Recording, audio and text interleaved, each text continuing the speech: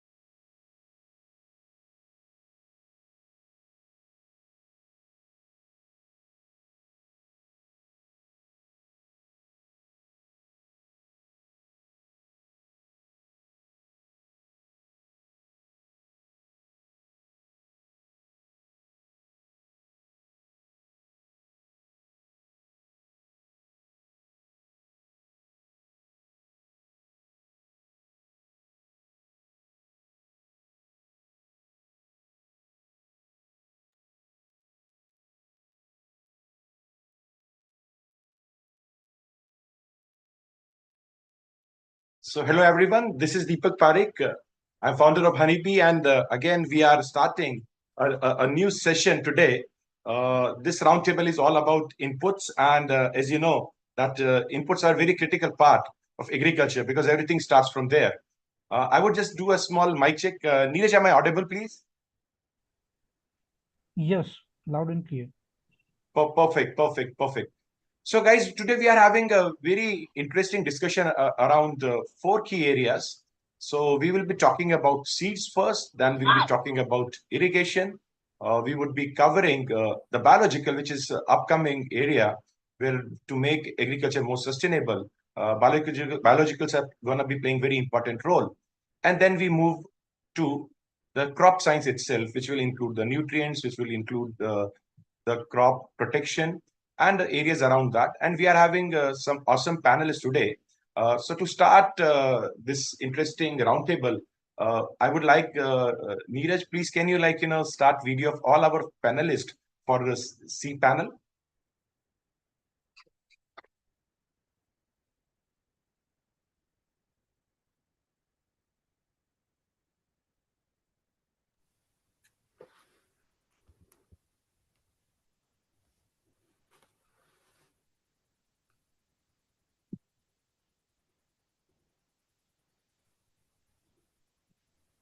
Excellent. So we have today a very interesting panel to discuss about seeds.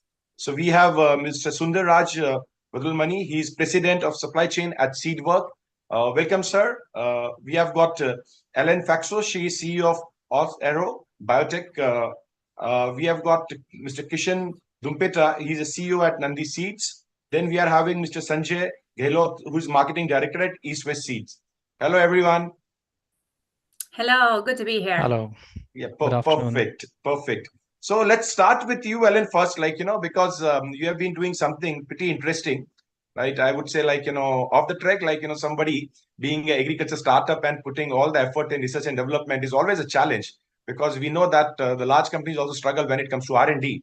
Now, my first question would be to you is that, in your view, what are the key challenges faced in enabling the, the current mode of making seeds more climate resilient? Because we have seen that, for example, a country like India, last year and before that, we had severe heat stress, because of which the productivity of wheat has gone down. Mm.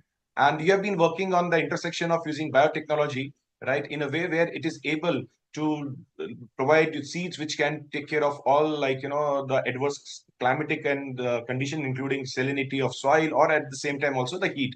Your views that, how you are working on it, and what are the, according to your, important development in the sector? Yeah, thank you. And first of all, really good to be here. Grateful for the invite to this prominent panel. So as mentioned, I'm Ellen, CEO of Osar Crop Biotech. We are a startup company, just closed our seed round.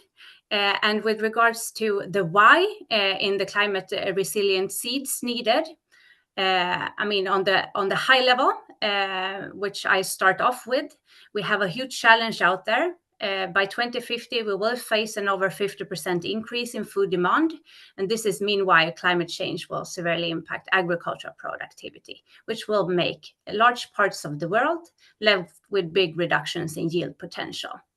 And for wheat, which is the initial target crop for us in Osar Crop Biotech, there are figures visualized from CIMMYT that do predict an average decline in wheat yields with as much as 16% for South Asian countries by 2050. That's a lot. And I mean, in the context of climate change, it's already here. I'm sure you are all aware of that. And in Osara, we work with Bangladesh as our first market, where we look into the climate change exposed area in southern Bangladesh, which is affected by flooding, causing farmers not making it worthwhile cultivating during the dry season, which deprives them of income, local food supply, etc. So that's a challenge that we need to address in the future. It's a huge one. That's the salt-contaminated soils out there. And the global challenge is extensive. 20% of cultivated soils or lands globally are salt contaminated as of today. And it's fast increasing with 10 million hectares every year. So this is where biotechnologies and seed development clearly comes into the picture. I mean, to address these huge global challenges and actually to speed up the path towards the solutions. I mean, as you mentioned also, Deepak, scarily the world is moving fast towards unpredictable, irregular weather events, larger amounts of contaminated, degraded soils, etc. So we really need to take action with those technologies that we do have at hand. I mean, it could include both traditional technologies, often combined with the new era of AI, as well as the new advancements in new technologies such as gene editing, etc., to name a few. Yeah, sure. So when we talk about gene editing, what are your views on this CRISPR-Cas? It is something which has very recently, evolved and come to center stage. How do you see going forward that, impact of CRISPR-Cas on overall resilience of seed to the adverse climatic condition as well as the soil conditions? I mean, it will be an important tool. However, the entire world is not mature for that technology just yet. So it's a development with regards to both regulatory aspects as well as technological aspects. I think it will definitely play a big role in the future. However, we're not entirely there yet for the entire global world, I would say. But it will for sure be one of the tools that can speed up the development of seeds ahead of us. Sure. So now I'll go to Mr. Kishan. So Mr. Kishan, while we talk about all these new sci-fi technologies of CRISPR-Cas and climate resilient seed, the basic challenge with the global south, specifically Southeast Asia, is even that farmers are not picking up adoption of even certified seed, which everybody knows are very critical for having good productivity. So in your view, how important it is to use certified seed for farmers and your view on how we can increase the adoption of the same. So this is for Mr. Kishan. Please, sir. Yeah. Yes, thanks, Deepak, for inviting me. And then, I have a recently, good experience with the certification agency. Like we do castor business in Gujarat.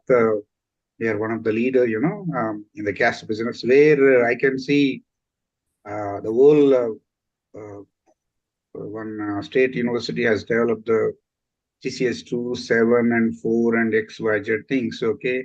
So they do thousands of metric ton sales, and then yields are very fantastic. I can see a very good example of how almost all 80-90% sales happens with the hybrids. Okay. That's a testament in India. I can see based on my experience, and I can see number of and which will ensure some sort of basic qualities to the local community. They have as equal as a good famous companies like that quality. Yeah, it's a certified seed, is a quality seed. That kind of images they have, and I can see in wheat, I can see in rice, I can see in soybean. Certain states they are using.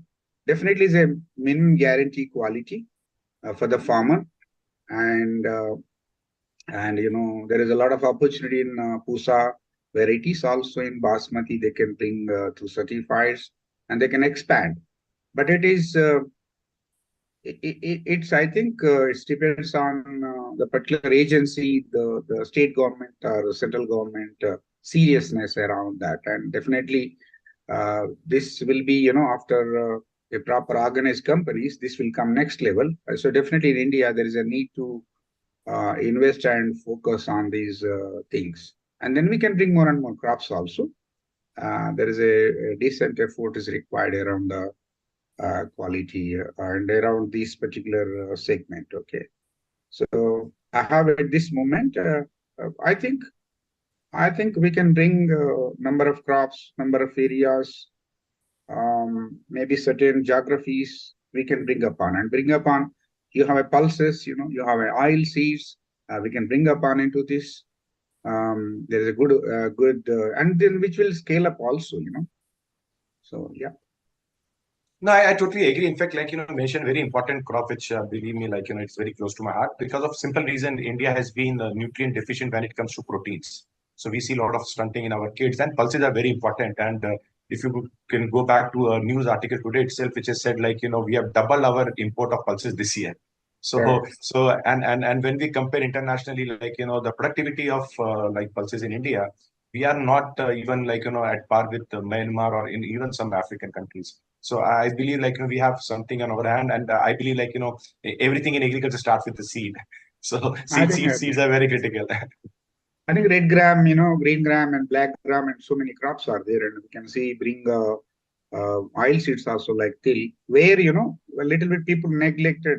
We can bring upon it, bring some energy, and then come into the mainstream. Now I can see wheat, I can see some rice, some place. Gujarat, castor is definitely a big success story. I really impressed upon the whole Gujarat state, the kind of yields they get. It's very impressive. Yeah. Right. So, sir, now I'll go to Mr. Sundar. Mr. Sundar, we have talked about the innovations. We have talked about, the certification of seed. But there is always a challenge even to, ensure that the quality seed reaches the farmer. The last mile challenge, the supply chain challenge, and you have been one of the champions, right? You have at Seedwork orchestrated this whole supply chain so well. Sir, you're on views of how do we ensure that the quality seeds reach other farmer eventually in the very efficient and economical manner? Sir, you are on mute. Can you unmute yourself?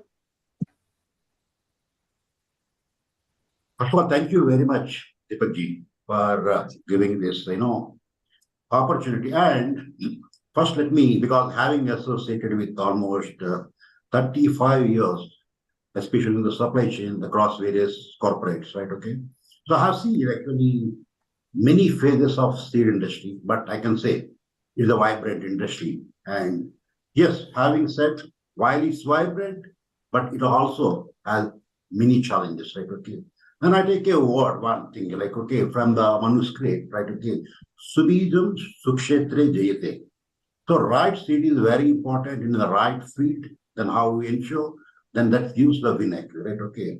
Now, seed being the primary input and the live input, and the total factor productivity is phenomenally high when compared to the other, the fertilizer, other inputs, right? Okay, fundamentally, right? Okay, when seed is not good, actually, even they can't complement the other agri inputs, right? So very important how quality seed will take it to our end customers, right? Okay, the integrity of the product is very, very important. That's what we firmly believe in, right? Okay, now, as I said, challenges are many, but I can't take all the challenges out here. But one or two challenges actually, which we currently facing are actually in future, which we are going to get any disrupt. In fact, the first primary challenge we are all going through as a seed industry is the supply chain disruption.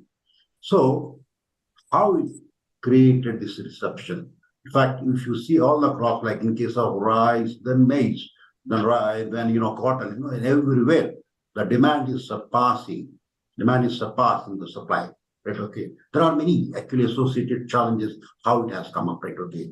Now, let me first take, the climate change is one of the major, that's what even the production yields, the productivities are shrinking, right? And making the farmers averse toward the seed production. The seed production costs are coming down, right? Okay, then how to convince the farmers becoming, and also the farmers who produce the real quality, right? Okay, this is a major challenge for all of us. So having said that, climate change, then, the climate change is something which we cannot address, but there is a word that's what adapting to the climate change, right? That's what we can do. Then how can we adapt to the climate and then make best use of our data and then get our productivity and make our farmers win is the key in the supply chains, right? Okay. And especially the cotton, what we navigated, and the maize actually, and also in case of rice, the people, in fact, earlier, the supply growers used to get a good, return on investment, but currently, because of doubling the farmers' income initiative of the government of India, yes, actually it's happening, but ultimately it's actually shrinking the ROI, actually the difference. So which making farmers more towards, and then the commercial cultivation and the seed production. So there's the imminent need that for all of us to address. Then how? Then another thing is that the migration, the urbanization, the availability of the labor, and then the farmers actually also getting out of the farming, right? Okay, these are the various challenges actually which we are facing. So the reduced acreages, and then the reduced productivities, and fundamentally the technology lag. While we have advanced phenomenally in terms of our technology, but still I feel when compared to many countries, we are still lagging in our technologies actually, which in terms of adapting because of many regulatory hurdles.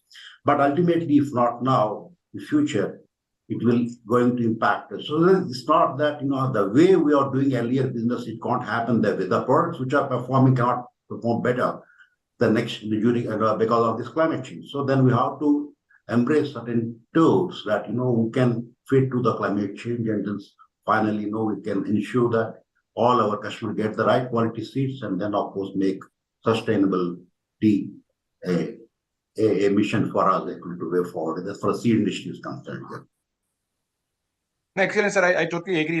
These are the challenges which need to be taken head on, because we are seeing that by end of the century we will be having 11 billion people to feed, right? And as I said, starting point is seed. Until unless we take care of it, then we'll be having serious challenge of food security for the world. And now I would like to go to Sanjay. So Sanjay, we have talked about the technical aspect of it, production aspect of it, but it's very important, how do you put through in the farmer's mind that actually he should be paying a little bit more for something which is quality? And because you see, he comes to know about whether it is quality or not only when he gets his harvest. So in your view, how do you see the good marketing and sales mechanisms critical for ensuring that good quality certified seed reaches the farmers? Yeah, first of all, good afternoon to everyone. And I am Sanjay, and it's a pleasure and a privilege to be sharing the platform with all of you. Coming to your question, Deepak, it's a very good and a very relevant question. There is no doubt in anyone's mind that good quality seeds are very critical and very important for the well-being, the profitability of the farmer, as well as of the entire agri industry. But more often than not, quality comes at a higher cost. So there is a cost associated with doing, let's say years of R&D, developing a product, trait, etc., going through the quality requirements of production at every stage, production, packing, etc. And therefore, a good quality seed, usually by the time it comes to the market, is associated with a higher price tag. It comes at a higher price as compared to some other seeds which are maybe at average quality. And more often than not, this becomes one of the first barriers towards adoption of good quality seed by the farmer. So it's all is fine, but your price is very high. Aapka seed bahut mehanga hai. And that is where we marketers have to come in and we have to play a role. The onus is on us to shift the conversation from price to value. We have to be able to showcase to the farmer what is the value that my product is delivering. Usually it is a perception that farmers are very the price sensitive, but in my years of experience I have come to believe that it is not the price that is the real barrier. The farmer is not seeing value in the seed for the price that he or she is paying. And if we are able to convince, if we are able to showcase that there is a value in the product, there are multiple examples that we have seen where the farmers are willing to pay a higher price for the value. So the onus is on us really to showcase the value to the farmer. Now, value is a very fuzzy kind of a term. It can mean different things to different people. For example, someone is willing to pay 10,000 rupees for a small bottle of perfume, and they see value in that. I may not see that personally. But in agri, I believe that in agriculture, it's an input-output kind of an industry. So what the farmer, what you put in as an input, there is a very good chance that you can really measure what is the output that you're deriving out of it. And therefore, if we are able to communicate to the farmer that, by paying, let's say, for example, by paying just 500 rupees more in terms of seed, the farmer can get a benefit of 5,000 rupees more, then the farmer will be probably more than happy to really consider your seed. Because to my mind, what really works as value for the farmer is the economic value. And the onus is on us really to showcase that to the farmer. If we are able to do that, I think that will really be able to promote the faster adoption of quality seed at the farmer level. I totally agree, because see, in my experience also, I've seen that a lot of people say that farmer is not willing to pay. But I believe farmer is willing to pay if he's seeing the value.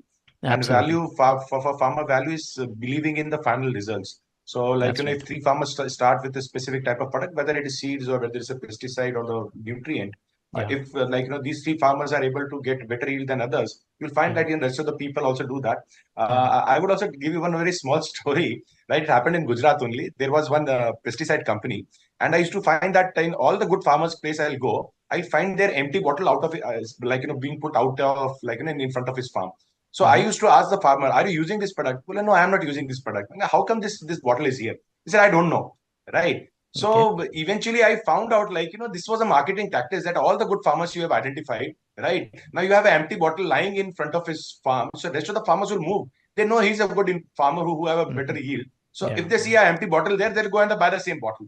So sometimes funny things happen in the marketing. Yeah, absolutely. Absolutely. No, I'm not advocating that anybody should be doing that, but I just shared my experience actually when I go to field. Yeah. So Kishan, I'll come back to you. It is very important that we produce quality seed. Based on your experience, I would like to understand what are the key areas you would like to share with the audience who could be in the seed industry that needs to be done to ensure we come out continuously on a very continuous basis good quality seed, both on when we talk about the R&D side, at the same time also the production side, which is a challenge in current scenario. Sir, you are on mute. Can you just unmute it? Oh, yeah. Okay. Yeah. So, sir, it is for Mr. Kishan. It was for Mr. Kishan. The question was Mr. Right, I will take up, sir. He's my guru, okay? So we are taking. So it's a good question. It's an end-to-end question, and then I think the V.S. Raja told, and then Sanjay also told. You can see the quality, how is important, and how it is changing under these tough conditions. Maintaining quality in terms of one, your product quality, purity, and your germination, vigor, the trueness of the hybrid or variety. The another is, you can say, quality of the, your hybrid yield are over superior over others also. Superior what minimum requirement. So we can say this also comes under quality. Some layman, outside people, what's the quality means? High quality. High quality means high yield. Okay. So there are two terms: high yield and then high purity. So it's a marathon, and if you see that, we can speak one day. It's so in depth, business. It starts from the single seed, and you have a nucleus seed bolte, then later it will go to the breeder seed, and then later it will go foundation seed. You have number of generations in that. Then you go to hybrid seed production or varietal production. Then you go to whole your factory, and then packing and reaching the market, and then returning seeds. So it is a minimum, I can say, 100 in a broad checks will be there, and 1,000 checks might be, 1,000 checks might be, we can say, small things, but 100 major checks every company follow, in my opinion, end to end of the, from breeder seed to until the seed reaches the farmer. Okay, 100 checks with a proper quality checks. So every seed that passes 100 checks, and then how we are meticulous, how we are maintaining the standards at each step that decides the pureness of the seed in the marketplace. And besides that, and other quality of the seed is high yielding. High yielding, different companies or different farms will establish the standards, the better standards over the checks of the the competition in the marketplace to deliver the best product. Okay, so I mean to say, in every stage there will be basic things. Company will check it proper germination as per the government standards, but always they will keep higher standards the government certification agency, and they will maintain the vigor, also the same thing. And then the genetic purity, always they will maintain the higher standards than the government. Okay, so in order to compete in the marketplace, and then at every stage, like I said, for example, foundation seed. In the foundation seed, before getting the foundation seed, 100% pure in terms of genetically, that people will take it. How to decide? There will be back end test, front end test. There is a morphological, there is a seed test, and so many procedures people follow, and the markers they will follow, and then establish a good biotechnology labs to know the purity, to take what inside into the value chain, supply chain. So once the foundation seed, there will be isolations, crop contamination, distance maintaining from different, and also there will be within the field, you have number of different types of plants are there. You rogue it out, odd man out, whatever the doubtful, you have to remove it. And then it will pass through flowering and seed setting and harvesting. There will be different, again, the checks will be there. So there is a flagging will be there. Green flag, all terms, it will pass it on to next stage. So next stage, you get hundreds of kg seed to you convert into thousands of tons, hundreds of tons, or whatever may be the capacity. Okay, so usually 1:80 seed multiplication ratio will be there, different based on different crop. Once come into, it will go to farmer field very extensively, spread into thousands of hectares area. And as V.S. Raja said, and you can see the music of RY problem and commercial globalization. No son want to work in the field in hard sun, but the seed production determines very hectic, tedious task by involving. You have to do particular activity on that day only. No, I want to do tomorrow means gone case. Your purity won't come. You have to attend on that day. Not even on that day. Sometimes in olden days we used to do 8:30 a.m. We have to remove the rogues means 8:30 a.m. you have to rogue it. No, I will go after 10 minutes. The whole pollen will cross contaminate. Gone case. And if you do, there's a 20 days. If you do single day also, your contamination will happen. It's a very tedious, meticulous. It's just like the seed business is just like a mother business, it's a very tedious practice. And then after passing through all these things, the seed companies, we do what? We follow germination with, different checks of course, different capacities will establish different labs and etc. Genetic purity, both, at marker level as well as grow out test level. And then the seed will pass through it, and then it will serve the, customer. And then the whole seed industry, every person involved in value chain, they will be very happy by looking at his seed or her seed performing in the marketplace, very uniform, good yield. And then we'll get money from the marketplace. Okay, it's a very noble thing. And then I can speak a n number of hours, but I think what I would like to express at this moment is. No, I totally agree, sir. The satisfaction, money is one part of it. And I've seen a majority good players, they make good money in seed industry for sure. There is no two doubt about it. When I see the balance sheets, looks pretty impressive. So, but at the same time, the satisfaction of seed doing well and impacting farmers' life, right? And that's very important part of it. Because I strongly believe that, we owe this to our farmers, right? We are technocrats. We are those who have access to the best of technology. If we are not able to serve our farmers well, then I think we are missing out on something. Again, I'll go to the guru of the industry, Rajaji. The same question, but also please add how the supply chain issues can also be taken care of, right, by ensuring that we produce quality seed and also distribute them.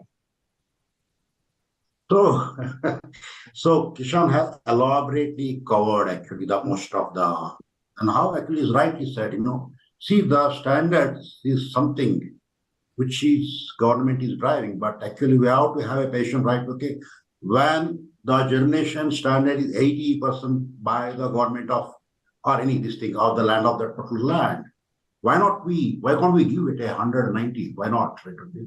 It's always giving a delight to the customer, which is very important, right?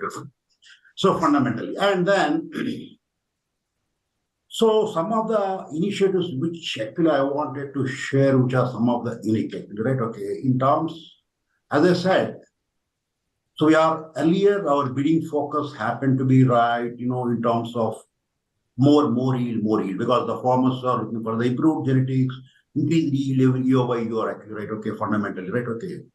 So earlier focus was mostly on a yield gains, right? Okay. But of late, the focus has a small drift in terms, let it be yield plus the climate resiliency is very important, right? Okay. So now the product should perform under the adverse climate too. That only it has a edge in the way forward to be sustainable in the industry, right? Okay. Now, and also one of the most thing that supply chain has, so earlier it was not spoken much. So the sustainability initiative is what we are taking. Are we really responsible to the environment? So some of the initiatives which, as the Seedworks, actually we brought in way back in 2020. So then, so these are the initiatives first. Actually, we thought, let us measure where we actually, so what we measure can be improved upon. So let us actually measure them where we stand as far as our, sustainability these are. So whatever the practice, what we are doing, because we are into hybrid rice, right? Okay, and hybrid rice, because it's giving, the methane emissions and all, much spoken about, and how you are arresting and all that, right? Okay, now, see, in 2021, then we have become security to Science-Based Targets Initiative. Then we are also become members of the Global Alliance for Climate Smart Agriculture, right? Okay, so that was the starting point. Then we have committed by 2030. So our emissions factors, that kg of the seed, what we produce, the emission factor should be reduced by almost like 27% by 2030, right? Okay. Now, having said it's a talk and how we walk this path, right? Okay. So there are certain unique initiatives we have taken in terms of addressing that. So then I will take an example in case of rice only again, because so much about even ED also advocating about this ADW and all. While we practice that, but how we measure? Because when you are doing our production, and also in our value chain, there are thousands and thousands of acres, right? Lakhs of acres, right? Okay. How we measure about actually value chain, right? Okay. See, in South Asia, each kg of rough rice produced emits roughly around 2.3 kg of the carbon equivalency, right? Okay. So then, Whereas in our seed production, the feeds for kg of the rice seed produced is almost like giving some 10 kilos of carbon emissions, right? Okay. Then how can we reduce it, right? Okay. Fundamentally, when I say farmer, then you practice ADW and you use the nitrogen stabilizers and you do all that, right? Okay. But while he does, fundamentally what I get, so the farmer will question that, okay, I've been doing for years, right? Okay. And no one told me about all these emission factors, but how can, what should be a benefit? Fundamentally, that's what we say that, okay, we are producing responsibly and climate responsible. Yes, then the benefit, right? Okay. And we have actually developed a tool for the hybrid rice. Like, actually, we have offered it for patenting and also for the gold standard, actually, which we want to offer to the entire industry colleagues too. So the source code originally developed by IRI, but actually we have customized for our seed industry, the CF2, and which is even evaluated by PwC and it's working good. And we have offered for the patent. That's the reason actually it's still in the, and also we have, having said that, using that CF tools, actually you can measure, even a farmer can simply measure his emission factors. Right? Okay. Now having said, then what is the benefit by following these sustainable practices the farmer is going to get? And we have a forward tie-up with some of the companies, right? Okay, and for the carbon credits, right? Okay, each farmer, so for following the ADW and for following all the, so that he can get some credits, and for that he get for some income he get for the credits also, right? Okay, that's why he gets benefited. Then it motivates him to follow the sustainability practice. So why we are doing all that is that, so well, and in case of the new age is like about sustainable rice platforms and also the better cotton initiatives and all, well, which is looked at internationally also acceptable. Even the consumers also looking at how sustainability the seed I'm buying is being produced, right? And it's much helpful actually if you follow all these practices, so that we can proudly say that each kg of my seed produced only this much of emissions. That's what actually. So having said that, while scope 1 and scope 2 emissions are very easy to assess in any corporate, but the scope 3 is a challenge for every corporate. So, and we are also taken that challenge of addressing the scope 3, and entire our rice forms are almost, we have reduced by 50%, and also we have in negotiation with the carbon credit to the farmers who are associated with us. Yeah. So that's really very extensive, and the type of effort and pain needs to go in ensuring that the work we do. So generally people who are not from the seed industry, this things it's the easiest thing, right? Just like any other farmer, you do the planting, you harvest, and then you pack it and you sell it. But it's far more than that, right? And I also believe the government has to be more proactive, because now we need a shorter time duration, and we see that regulatory things itself takes so long. So sometimes the best of the technology developed are not able to find the market, just because they have too I'll say cumbersome regulatory aspect. Very senior bureaucrat told me once crop science is not difficult, but regulatory science is. So Yes. so I'll go to Elen again. So Elen, I would like to understand from you the whole process of this new when you talk about the biotechnology interventions to produce better seed by reducing the overall cycle of the old breeding methods. The novel new breeding methodologies are a little bit faster. Can you just guide us through that at also, Arrow, how what approach you take for us to have a better understanding of the differentiators actually? Yeah, absolutely. Sorry. Yeah, in Osara, we work with a forward genetic approach, where our tech platform consists of our population with very high genetic diversity. So we work with a metagenesis approach. We have our database and our AI architecture. So we are a startup company, a spin-off company of Gothenburg University and Lund University here in Sweden. So we are backed by many years of research. And this tech that we do develop is non-GM. So we are not under that regulation when we release our seeds. So via our tech platform, we can enable both improved wheat germplasm, including the trait of interest, as well as develop traits for integration into elite varieties globally.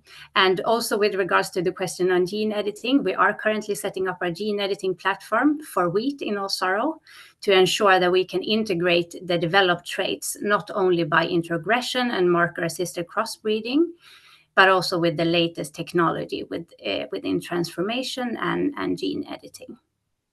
And please go ahead. Yeah, and I mean, so far, as mentioned, the salt-tolerant wheat is our first product in All Sorrow, and we've started up R&D also on heat tolerance and nitrogen use efficiency. So we have 50% higher yield and control in those first 3 years of field trials that we have resource on from saline Bangladesh conditions. And apart from that, we're also trialing our seeds in Nepal, Oman, Pakistan for now, and also in dialogues for many other markets. And what's important also to state here is that I think this is a really nice context to be part of for us, because I mean, we are a pre-breeder, so we team up with the seed companies for each market of relevance for us to reach the market and the farmers in the end. So that's also an important part for us to highlight. So it's really valuable knowledge within this dialogue as well. Yeah. No. In fact, Ellen, I would be like, one of the reason to call you for like, this session, which is predominantly you'll find that a lot of Indian audience is that I'll put a caveat, like, I was part of also, I was mentoring team, so I've mentored them some time back, and I found the technology to be really awesome and impact on the ground. And I thought like this is a good opportunity where like, a lot of Indian audience who are from seed industry know about you, learn about you. Because if Pakistan can use your technology and Bangladesh can use your technology, I would not like India to be left alone, because I see there is a huge value proposition in what you're doing. So thanks for your time, and looking forward, like, to have your beautiful seed serving Indian farmers. Thanks a lot, Ellen. So now so now I'll go to Sanjay for like last discussion. Now, see, I have been a big, I'll say that, supporter of digital transformation in agriculture, right? Because I believe it promotes efficiency. It also, like, ensures that, like, you are making everything more economical. In your view, like, how do you see that digital transformation can make, right, the last mile access, the marketing, the sales, the quality aspect of seed, like, more efficient and economical for the farmers, and definitely by that mean the companies itself? Yeah, it's a very relevant and a very current kind of a discussion that is happening around digital, and no wonder. You see, we are all surrounded by the changes that digital is bringing around. There are so many transformational, disruptive things that we are going through. The way people are buying things is changing. The way people are selling is changing. The way people are seeking information is changing. You're not asking the neighborhood retailer or someone else. If you want to know about a product, you go through the reviews.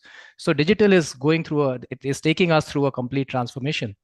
But the general perception is that, digital transformation is more an urban phenomenon, and it's more for people who are living in the cities, etc. But my view is that this change is happening very rapidly, even in the rural landscape. The digital tools are getting adopted at the rural level, also are happening at a very rapid pace. An example of that could be, you see the ubiquitous use of the very widespread use of UPI. You go to a small town, you go to a small village, even a small villager, they are all very conversant with using of a digital kind of a money transaction. A few days ago, I was traveling on the highway and I bought a tender coconut and I had to pay 10 rupees to that lady. And I said, how do I pay? And she pointed to that, the scanner. So that tells us how rapidly even the rural landscape is adopting the technical, the digital tools.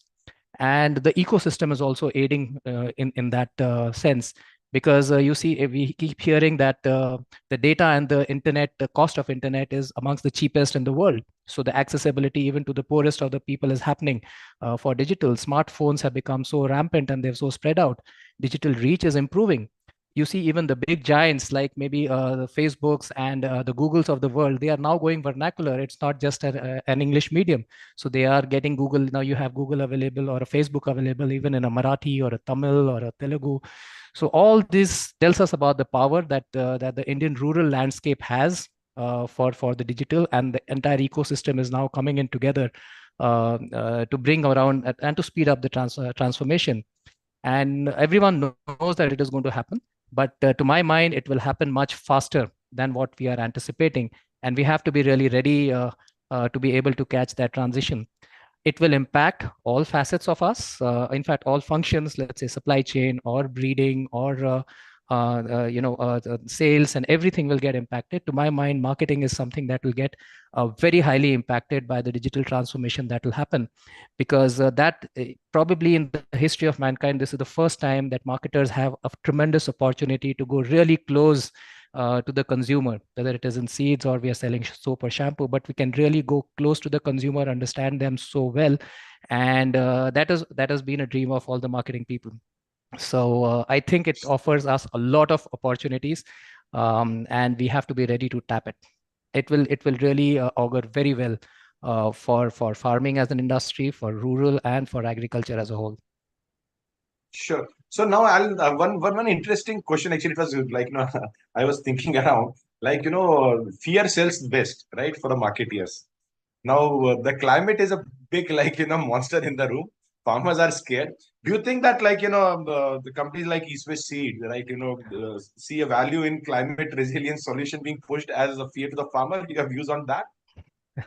So first of all, fear sells, okay, but I'm a stronger proponent of hope sells even stronger.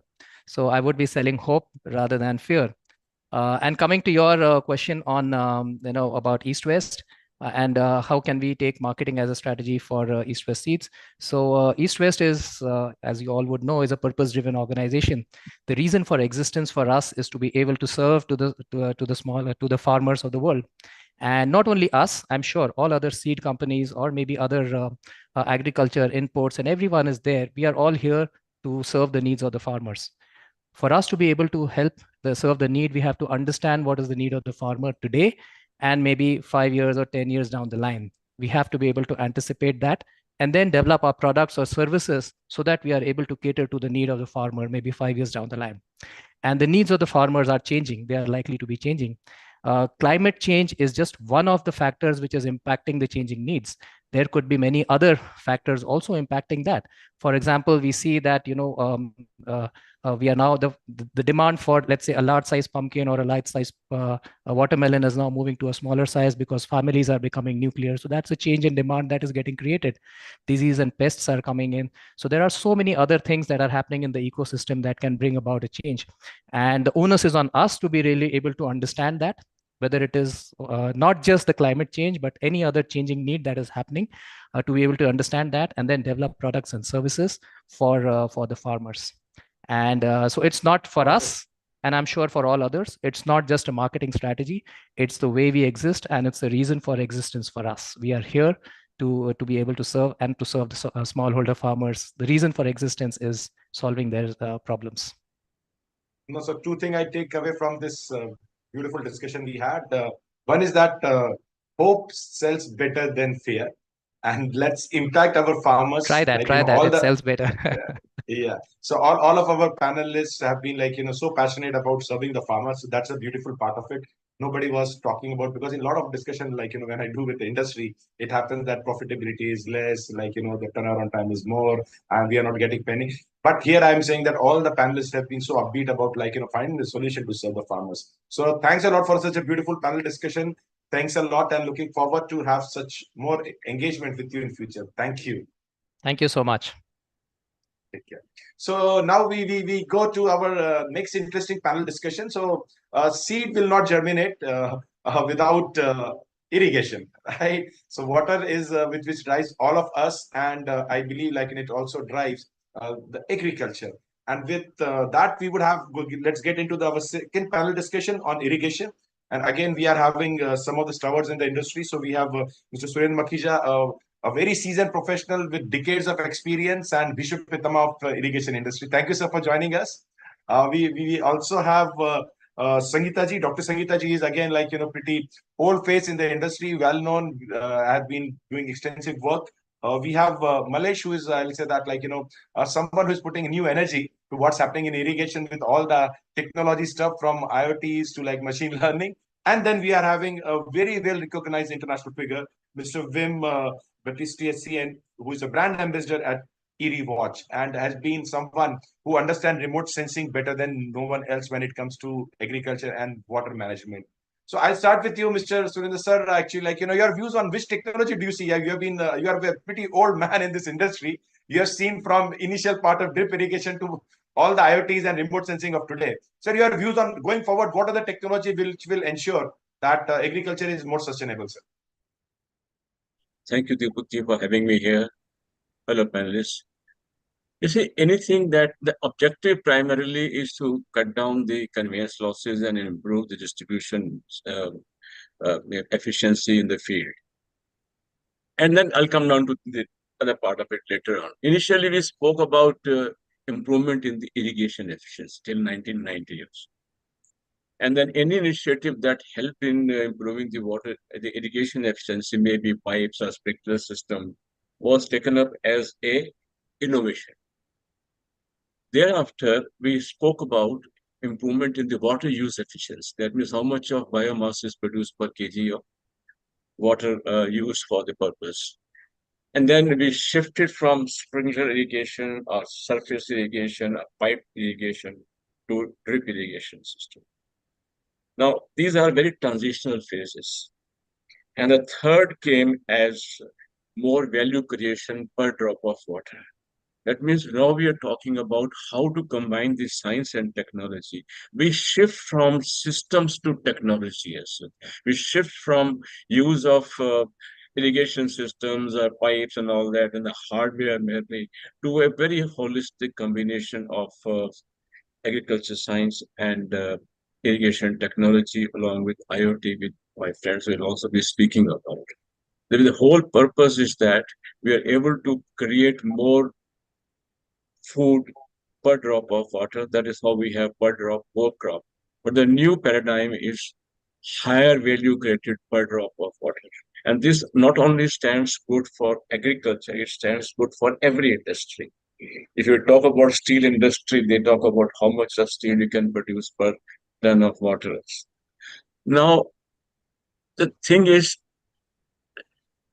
unless we are able to cut down the water use in agriculture, we're going to be in serious trouble. In India, 80% of fresh water or the available water is used in agriculture. And still we are able to irrigate only about 50% or 71 million hectares out of 140 million hectares under irrigation. And we need to produce more and irrigate a lot more area also. Now, how can we do that? That's only possible by using technologies that create the maximum impact. And I think today there's no doubt in saying that both sprinkler irrigation system and drip irrigation system are creating the maximum impact. There are cases where the farmers started with using sprinkler irrigation system and having seen the advantage of sprinkler irrigation system. I'm giving example of particularly Gujarat. They wanted to go in for drip irrigation system. Now, this drip irrigation system or sprinkler irrigation system on standalone basis are merely as water saving devices. So unless we combine it with the soil science by using the right variety of planting material, we use the best of the fertigation technology with automation to ensure that we apply calibrated quantity of water and plant nutrients to the crops at the right time in the right quantity to ensure that we get the highest value, a highest yield per drop of water used. Now, I think this transition has taken over the years, and as we all know that we are in the stage of disruption in technology, and this disruption in technology is also moving down to the farmers. Earlier, if I could say that an automated irrigation fertigation system was costing about 10 lakh rupees as such, the same thing is available for something like 2 lakh rupees with a more diversified portfolio. So technology is definitely going to help, and the interface of technology is best provided when we are using a modern irrigation system like drip irrigation system, because it uses far less quantity of water and produces much more. To give you an example, just to say that the yield of sugarcane produced under drip irrigation system can go up from as much as 30 tons per acre to in as much as about 150 tons per acre using calibrated application of water and fertilizers as such. And also innovative techniques in how to sow the crop, what kind of crop varieties you are doing. And we have seen that impact in the field, in the particularly in horticulture. And this is also going to happen in case of agriculture. So that's my take, and then let's go forward with the other panelists. Yeah, so Will, now I'll go to you. Remote sensing has always fascinated me because, eyes in the sky is so high, right, which is able to see so many beautiful things. So whether we are seeing how, the war is unfolding between two countries to where actually we are able to see how much water is there in my field, all of that is possible. So I would like to understand from you, based on your extensive experience at Hydrostatic, how do you see, remote sensing technologies impacting irrigation and hence the agriculture going forward, sir? Yeah, well, thank you so much, Deepak, for this interesting topic. And as Surender was saying, we have to manage the systems better. We have to use the technologies to the maximum extent possible. So for sure, the satellites can help with that. So yeah, for those of you who don't know me, so I'm Wim Bastiaanse. I'm with IrriWatch in the Netherlands.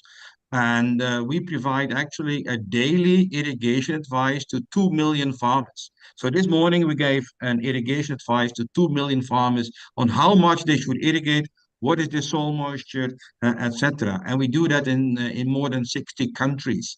So IrriWatch is now part of the Hydrosat company, and we believe that this is the way forward. And let me explain you in a few minutes why I think the satellite is important. See, many people like to measure what is happening in the field, what is my moisture and so on. But you cannot expect any smallholder farmer in Asia to have soil moisture sensors, that's too much, that's expensive and so on. And so if we can measure for every 10 meter by 10 meter soil moisture condition and the crop water requirements, then at least we are sure we are not giving irrigation while it's not needed.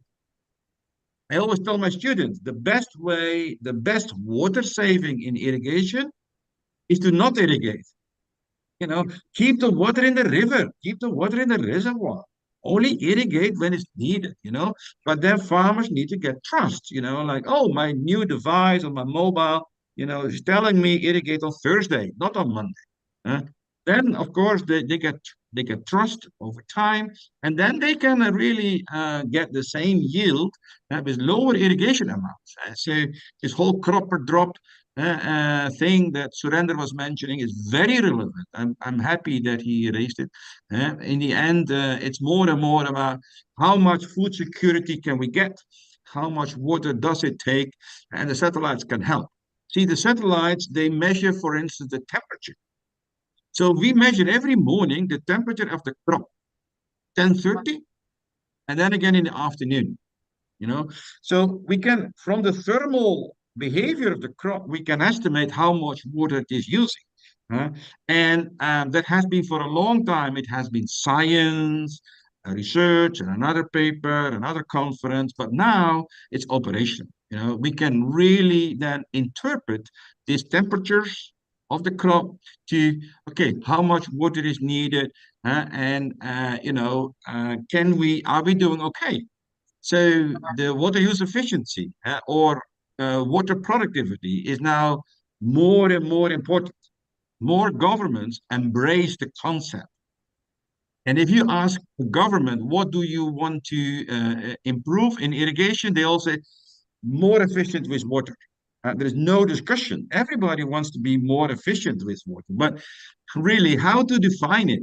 Is it the crop per drop or cash splash, Mr. Surrender? That is also the economic return from a cubic meter of water, or is it still about losses? And of course, canal losses are still important. And I'm very happy that in many states in India, they move from classical canal irrigation to pressurized water distribution, like in MP. They're doing really fantastic work in minimizing the losses. But again, in the end, it's all about how much water do we need? And if we can save 30% because the crop does not need that water, then that is a good development. So I think in general, these satellites, they became more available. I'm very happy the Indian Space Agency is now, after 20 years of lobbying, launching their thermal satellite. So it's the first time that India is having an agricultural satellite that can measure the crop temperature. It still needs to be launched, I think, in 2 years' time from now. But also Hydrasat will launch its own constellation so that we can measure the temperature all the time, and we can exactly calculate how much water is needed and so on. And this is important information. Again, to summarize, everybody wants to have water being used more efficiently, okay? Nobody doubts. But define the metrics and quantify that. Now, the good thing of satellites is not longer about colorful pictures, like here on my back, but it's also about how much cubic meter of water is this farmer using, and how much crop production does he get from this water. And I think this is now more and more being used, also by smallholders. We all thought that smallholders, that's not possible, but there are many IT companies with smartphones that can send messages to the farmers in different languages, when to irrigate. So I think having the satellites hanging at 700 kilometers above us is enormous helpful in implementing the policies.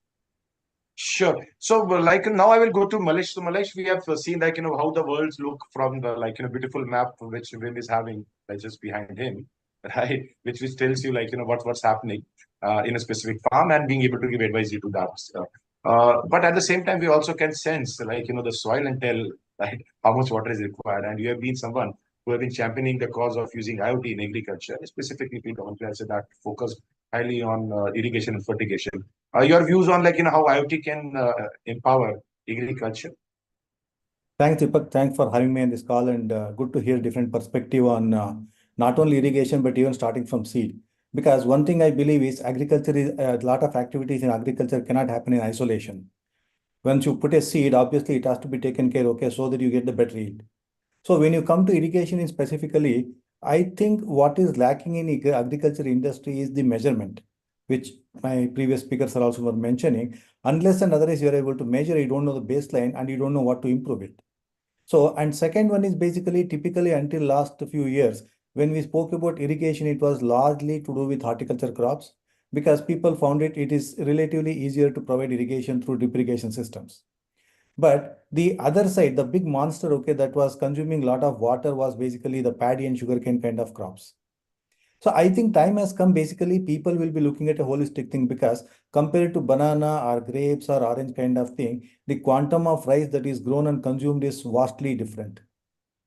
And the amount of water what is being consumed by these two crops are also extremely high. Now, when you're talking about the measurement, of course, I do agree with Wim about how exactly we can use on the satellite data, but still it is improving. So that's where we are looking at IoT as a system that can actually provide measurement mechanism. But the bigger challenge is when you talk about technology, most often people feel it is complicated. And especially when you think of IoT, it requires sophisticated machines and people should be more aware of the technology to use, and it's expensive. So that's where a lot of innovation has to happen, okay, keeping aside the agriculture aspect of that. But how do you measure the data that can be given without actually complicating the entire matter? So that's where Cultivate has been working for the last almost 4 to 5 years. specifically working on paddy farmers. I'm sure I will connect with Wim to explain in detail what we are doing on paddy at a later point of time. But happy to say that we are able to work with farmers, okay, without they feeling it's expensive or it is cumbersome. Because if you put your mind and develop an application, you can actually work with the farmers in just communicating a message saying that what they need to do, when they need to do, and how much they need to do in terms of irrigation, right? So that's what we have been doing that. And yeah, that's where I pause at this point of time. Yeah, sure. So now I would like to go to Sangeeta ji. Sangeeta ji, actually, like, you are having I'd say that vintage position of like, leveraging at Revolis best of all the worlds, right? So you have been pioneers in like, the sprinkler drip irrigation. You purchased very recently a company which is doing like, sensor-free intervention intelligence provision for the farmers on typically like, irrigation, again, using remote sensing. And then definitely the old school way of doing using sensors on the ground to understand like, what is the irrigation requirement. I would like to understand from you, like, the overall, how do you see the irrigation ecosystem moving forward? And we also see, like, all these technologies are not cheap, right? There is a cost associated to that. While government is trying to support in certain level, but I still believe, like, a lot more can be done. So your views on overall, like, how do you see this sector evolving, and what sort of government intervention impacting this sector, and where do you see, like, government can support more? Thank you, Deepak, for having me out here along with very senior level panelists, sir especially, and Malay, and of course, Wim. In the first place, the government launched this per drop, more crop, which Surinder sir also mentioned, which actually literally defines to a layman per drop is the input and more crop is the output. So it by default defines water use efficiency or water productivity. Now, with India being notoriously using 80 to 90% water for agriculture, this proactive approach of the government in launching this particular scheme on a mission mode for promoting micro irrigation has been very interesting in the sense it has made this technology accessible to the growers at the ground level.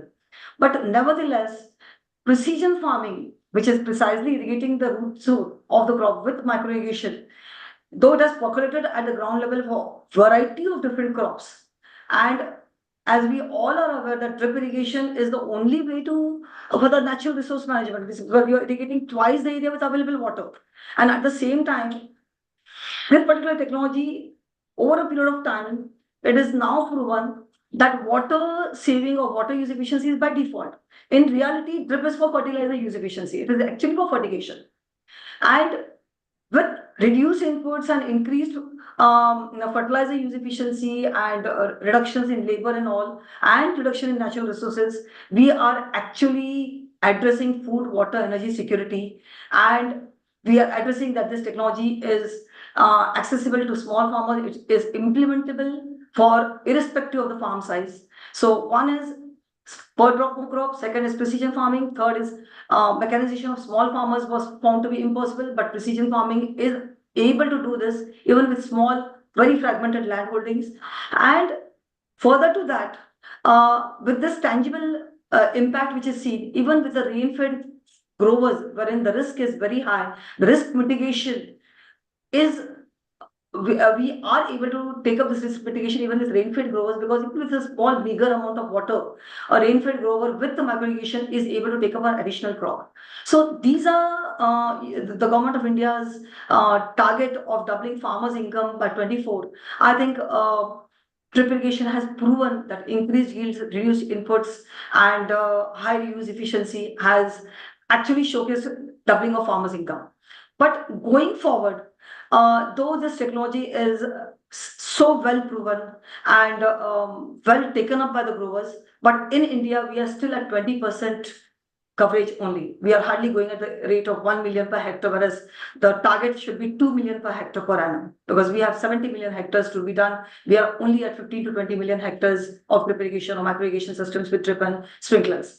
So deep diving into these irrigation figures also, I will not go into detail, but nevertheless, since this is one of the technology which is addressing water security, water stress, we are utilizing only 50% of the allocated budgets per annum for this particular sector. So a lot is yet to be done. If you give me 1 minute time, I would like to take in Yes, 1 minute please. for, yeah. Sure, man. Yeah. So when we are saying that reform, perform, transform is a new mantra of Government of India, and like Wim mentioned, remote sensing, this is one of the way forward because what you can measure, what you can be managed. So giving a farmer a tool wherein a farmer can manage when to irrigate and how much to irrigate, a decision support system, which is very easy to use for a grower. So we from Reverse Irrigation, we have bought in a Manna software, a Manna advisory, wherein a farmer gets the information on hyperlocal weather data and on crop-based irrigation scheduling advisory in 6 different languages, and a simple information with a geotagged farm on based on his crop, how much amount of water do you need to apply. So, like we all were giving drip irrigation, but a farmer has been using drip irrigation for flooding the farms because he does not know, he goes by the gut feeling, he or she goes by the gut feeling. And these advisories are the way forward, that without using any hardware, with remote sensing, with geotagging the farm, giving a farmer a true advisory on a simple messaging way, that is through WhatsApp, and without use of any sensors. So this is one of the way forward, taking the technology to a new level, not just keeping it only with irrigation and irrigation. So, ma'am, I'll again go with another question to you because, we are seeing that there is a lot of funding being available through, route of climate resilience or climate, challenge which we are facing. You're seeing whether it's a carbon credit or, where other mechanism of what we call quote unquote climate finance. Going forward, because irrigation is a very critical part of it, right? We always believe agriculture is culprit and victim both of climate change.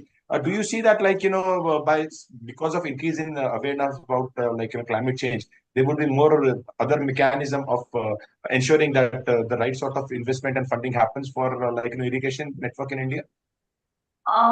You have actually touched the horn's nest, because climate crisis is actually water crisis, and water and agriculture are intricately linked.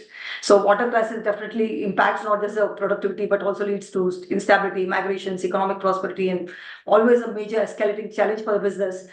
One of the major hindrance in adoption of this technology is the ecosystem, which is a ground level finance available for the growers for the input cost, because it is very well known that water stewardship approach is required, and the United Nations Sustainable Development Goal has given a solution that increasing water use efficiency, goal number 6, increasing water use efficiency and integrated water resource management, is a way forward to tackle the climate crisis through on the water.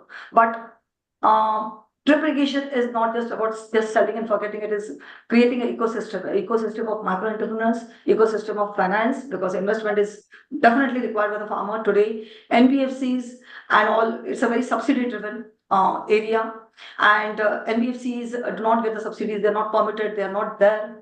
So a microfinance system is very much required for the Indian farmers to adopt the systems.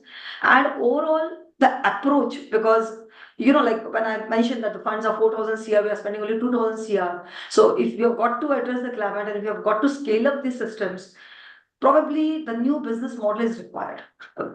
Whatever we have been doing from 2006 till 2024, and the way we have been implementing this particular model, going forward, probably instead of going for a subsidy model, we should be going for incentivizing the growers for technology adoption rather than subsidizing the growers.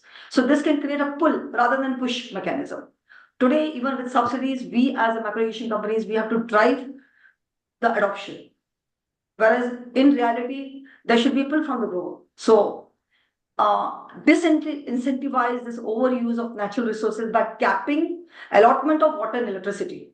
And this disproportionate use of groundwater aquifers spurred by free electricity, and as you know very well, the lesser we talk, the better about it. But create an ecosystem wherein a grower definitely takes up the adoption and sees the benefit, sees the value proposition, which is already established, which is already testified. So wherever we have systems which, whether it is Har Khet Ko Pani, whether it is a solar pump, whether it is creation of water ponds, dovetail all this with macro irrigation. Everything has to be dovetailed so that you build a closed loop system and an impact is seen. Right. No, very rightly said, but actually, definitely I don't mince my word, and I know a lot of government people would be listening to what we are talking today. I would say free electricity, free water, right? It actually disincentivizes everything which technical companies, scientists, and all of us are doing to make world little bit or agriculture a little bit more sustainable, because you give incentive for farmer to abuse. And this is going to happen. I'll go to Makia sir. Actually, like, your views on, sir, how the slow finance uptake of irrigation in India and other South Asian countries can be taken care of. What could be, like, done to ensure, like, the right sort of financing is available for irrigation projects, sir?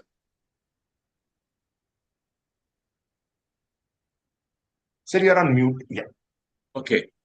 I'll give you an example. See, 1983, we had ARC, Agriculture Refinance Corporation. And my job was to go from Bhopal to Bombay every now and then to push district credit plans approval by ARC. Because I was getting the DRC, district credit plans approved by various banks, sent to the local office of ARC in Bhopal, and from Bhopal to Bombay. We had a system which was very cumbersome and very slow. But we're very fortunate that now we have a system called NABARD. The major shift took place in India in 1984 when we had 82, 83, pardon me for that, when we had ADBs. Suddenly there was a spurt in credit growth to the farmers. I was at that time in direct field marketing efforts. And I recall that there was an enormous amount of increase in finances given to the farmers. So as far as India is concerned, compared to the rest of the world, I particularly compared it to, let's say, Africa, where I have worked extensively. We have a very robust mechanism of providing finance to the farmers. I mean, of course, giving short-term loans for crop and fertilizers through Kisan Credit Card is much, much easier. But even getting the loan for, let's say, irrigation equipment and farm mechanization isn't really very difficult compared to what it was earlier on. So I think in India, we have that mechanism. When there was a certain amount of problem, the government of India placed large amount of corpus with NABARD to assist the state governments from providing additional assistance to the farmer apart from the subsidy. So we have a system called subsidy to the farmers. We have a system by which the farmer puts in a small amount of money, and the balance part of it is given as a loan by the banks. I think more or less with barring a small irritants here and there, the system is working very well in India. Whenever I talk to the people or the policy makers in Africa, particularly, I'm called to CIA and then CII and FICI and all that, I always say that the biggest challenge in Africa is a very high interest cost. Cost of interest is given to farmers at 17%, 18%. It's not easily available. And I always suggest them that they should go in for a mechanism like NABARD and a very robust financial system like we have in the Indian banking system. So that difference lies. And now coming back to what Sangeeta ji had said about migrating from the upfront subsidy to, let us say, the incentive on, let us say, in saving in, let us say, water use efficiency, or saving on credits on water use and credits on fertilizer use. We have submitted data to the government of India, and we have proven that by using drip irrigation system, there's an enormous saving in water, enormous saving in power, enormous saving in fertilizer also. So this really stands qualified for getting a certain amount of credit under the UN Sustainable Development Goals. But I differ from Sangeeta ji to an extent that it can be a hybrid model, an upfront incentive for the farmers to go in for purchase of irrigation system, maybe a small amount of subsidy. As such, now the subsidy is only about 35% or so, and a regular incentive to the farmers using drip irrigation system very effectively and proving that they are saving on water, they're saving on fertilizers, and they're contributing to the climate change. So I think I've been able to explain to you the difference between the financial mechanism in India and also in some other parts of the world, particularly Africa. And True, sir. I'm very hopeful True, that sir. in India still we have a very robust financial mechanism, and we are doing fairly well. True, sir. I totally agree. So, Manish, now I go with to you, and we see that the smart irrigation is a lot talked about, but there are pretty decent challenges around it. Your views on as definitely the financing is one problem, because when we talk about drip and sprinkler, still there is some support. But when it comes to the digital part of it, the hardware part of it, it's still it's the clarity of incentives are very limited. Your view on what are the challenges which are associated to smart irrigation with India as a context? We have been pushing this idea of smart Sir, irrigation this and is this smart. is for Malish. Sir, this is for Okay, Malish. okay. I'm so sorry. No, no, no, no. Yeah, please, Malish. I agree with Mr. Makija because what he said makes a lot of sense. We cannot just keep giving subsidy to farmers disregarding whether they are using it effectively or not. So the way I am looking at basically the incentivization of the farmer through climate change programs, which is predominantly the carbon financing, okay, is if there is a mechanism where we measure what is the amount of water farmer has used and what's the amount of water reduction that has happened, especially in case of paddy, and as a result, what kind of carbon emissions have been reduced. Now, if you calculate all these things, there is a direct incentive to farmer if he is able to reduce the carbon emissions. So that means we are talking about the efficiency of use of some of these systems. Be it IoT or non-IoT, does not matter. Technology is basically a way by which you can scale up the entire program. Because with technology, we'll be able to bring in consistency of adoption and mass scale acceptance of the farmer to bring the greater efficiency at a higher level.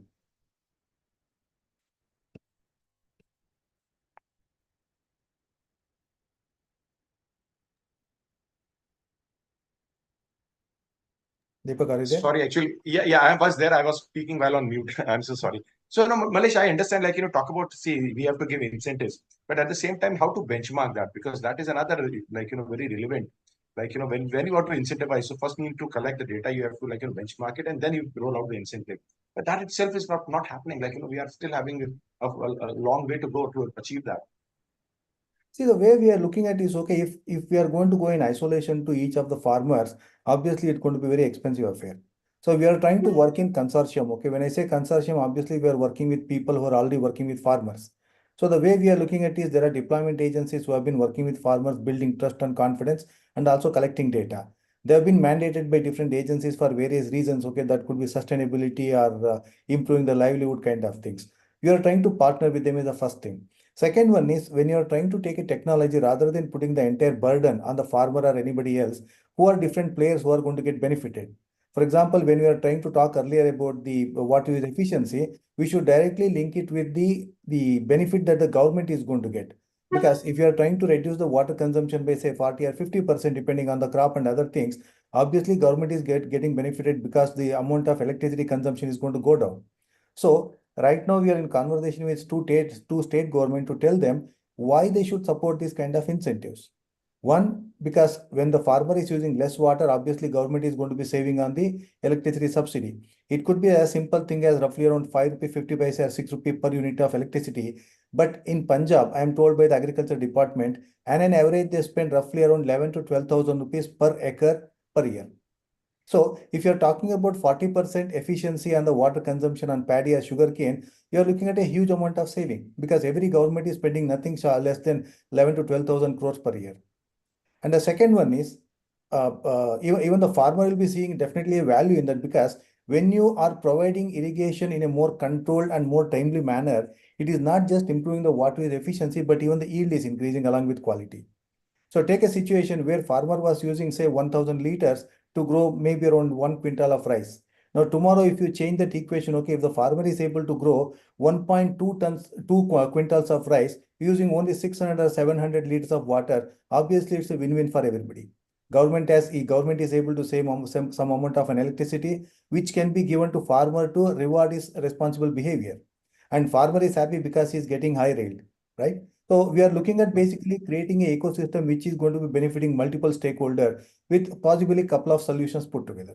And carbon was one among them. Sure. Perfect. So last word to Wim. So Wim, we have heard about all the consideration around the government policies, incentives, or subsidies. Your take on how we can ensure that there is a support from the government for specifically technologies like remote sensing, which are costly technologies. Sending a satellite is not cheap. Luckily, ISRO is doing that.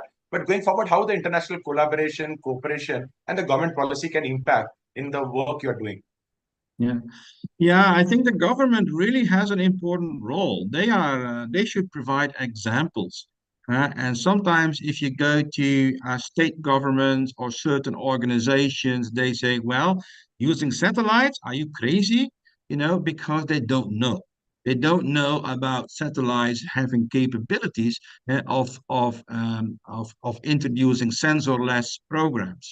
So I think the government can really have an important role to also create awareness of those kind of things. So, for instance, if a government has funds for innovations in irrigation, they should have special programs, like, hey, now we open a window for young companies, for small, smart startups, to come with innovations of using satellites for irrigation management, and for sure there will be 10 startups. In the end, maybe two will get mature and will really get business. But I think the government can really help to encourage the development of these kind of things. And the government also can look at what the ICAR is doing and what the IITs in India are doing. So they can really bring all that in the knowledge together and show the farming community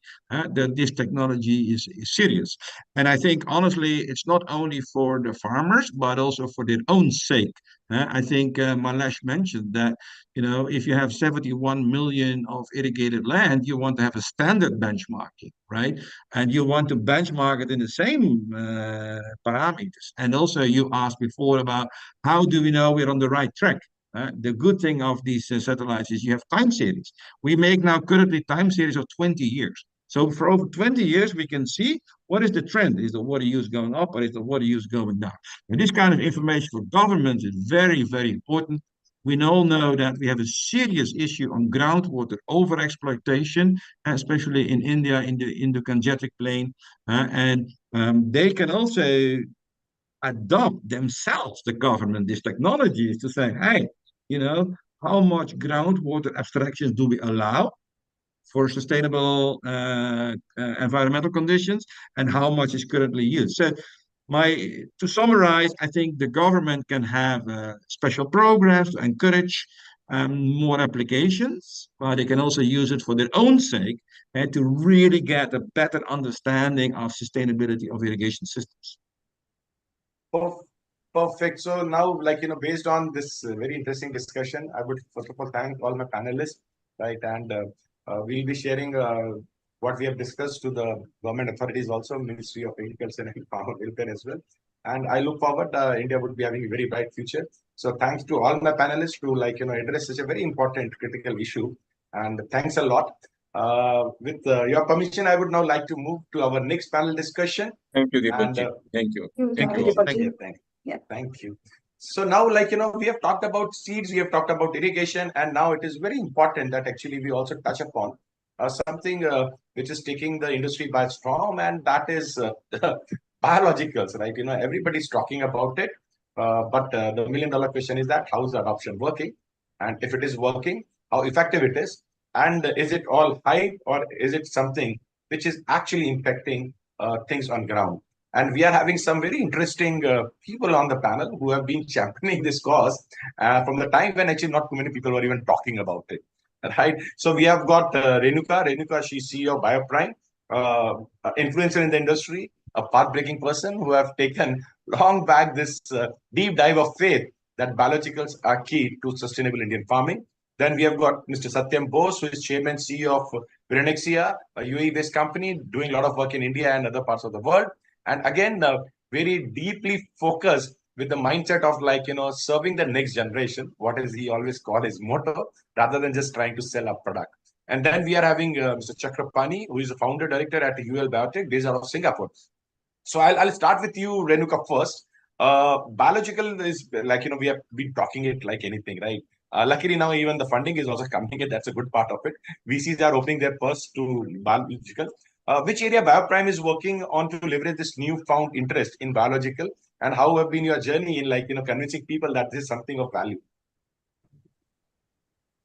So thank you, Deepak. Has been quite an interesting discussion. I logged in early to listen to the other discussions that were going on. I think some very relevant topics that you have picked. Coming to biologicals, we've been working in climate resilience space. We started in 2016, which unfortunately was an El Nino year, and we saw hundreds and thousands of hectares of tomato getting wiped away just for 5 days of heat or temperature fluctuations. So our primary focus was around climate resilience. The more we worked in this area, especially using biochemicals, we felt that it was just one side of the coin and we were not looking at the other side of the coin, which brought us to microbes. And the more we looked at microbes, we realized that there is so much of diversity in our country. This 15 agroclimatic zones, and we have all kinds of environment. And the amount of microbes that we have in the market are just about 8 to 10.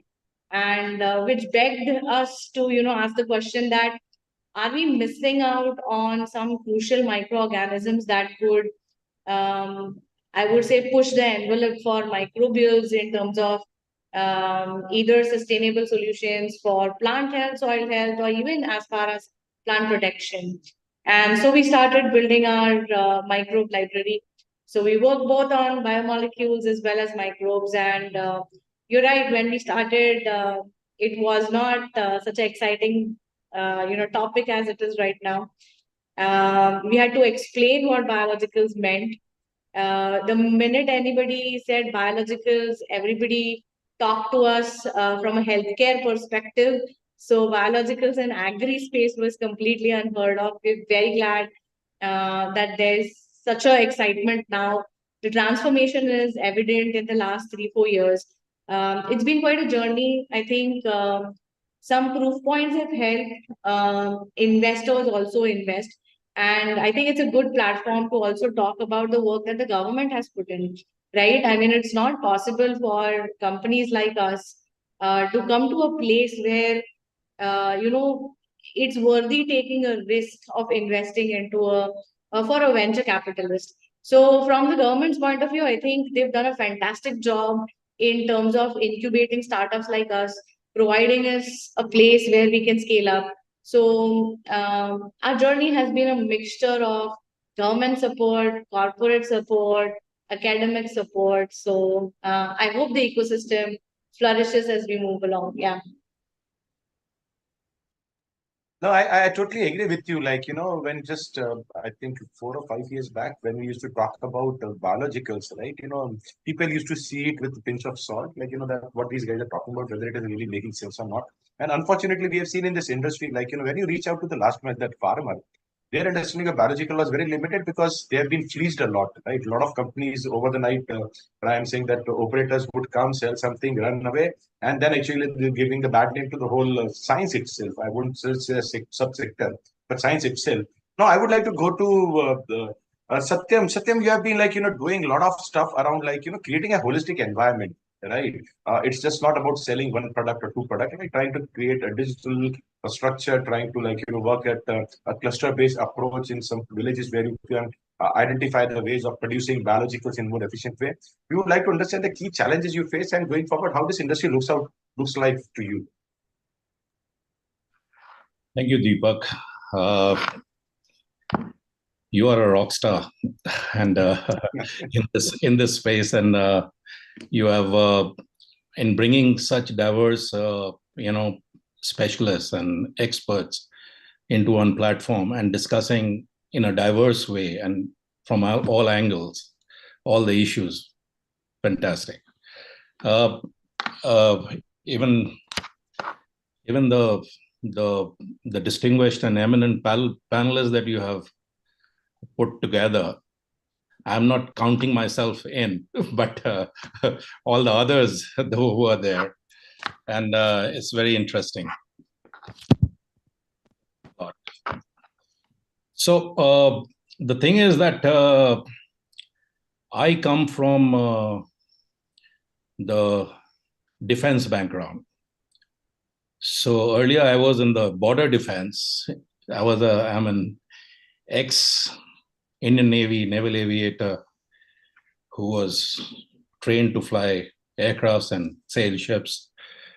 And then from border security, I jumped into food security. So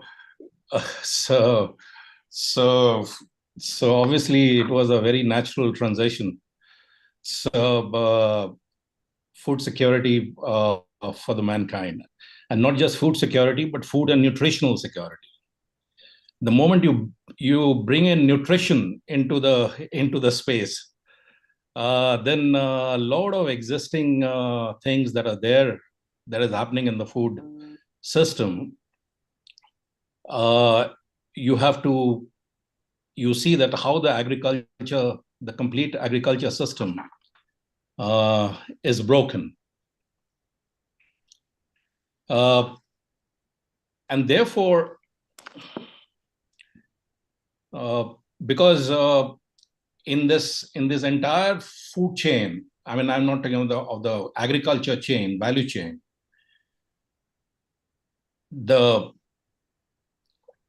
in that chain, the link that is missing is biologicals. So it is you are creating the chain artificially through synthetic chemical fertilizers, through making the crop grow and fatten and less immunity, weak, and then more chemicals on it to counter that. So if you draw the analogy, I think it is like this your fast food and processed food versus home cooked nutritious food. So I liken the chemical agriculture to this fast and processed food. And so what it does, I mean, it is very easy to adopt. You get attracted to it, you eat, you become fat, obese, weak, with less immunity, and then the pharmaceutical industry comes in and puts in more chemicals in you and treats you in a piecemeal and symptomatic way instead of in a holistic way. And then so what happens is that if you draw the same analogy into the agriculture, it is exactly that is what is happening. Over 60 years, we have been peddling that. I'm sorry, I'm a naval officer, so the thing is that I will say something which might sound very little controversial, but then I suppose being from the background that I'm in, I have to call out. So the thing is that so we have to. So actually, there is not rocket science. I mean, we have to just establish the natural processes of growing crops. And once the natural processes are established, everything will fall in place. Because the earth is very capable of healing itself. This today that you see that the climate challenge and the climate risk is basically the earth healing itself, because we have interfered with the climate. And we have interfered with the earth. So the earth is healing itself by creating all these upheavals. Now the story comes into how we quickly adapt and become resilient to withstand what the climate is befalling on us. And hence the thing is that we need to, and that is where exactly the biologicals come in. because biologicals are the critical elements of restoring the natural systems. And hence, the question is, without that, the complete agricultural system will remain broken. And you will not be able to create the resilience, adaptation and resilience to the climate that is required today.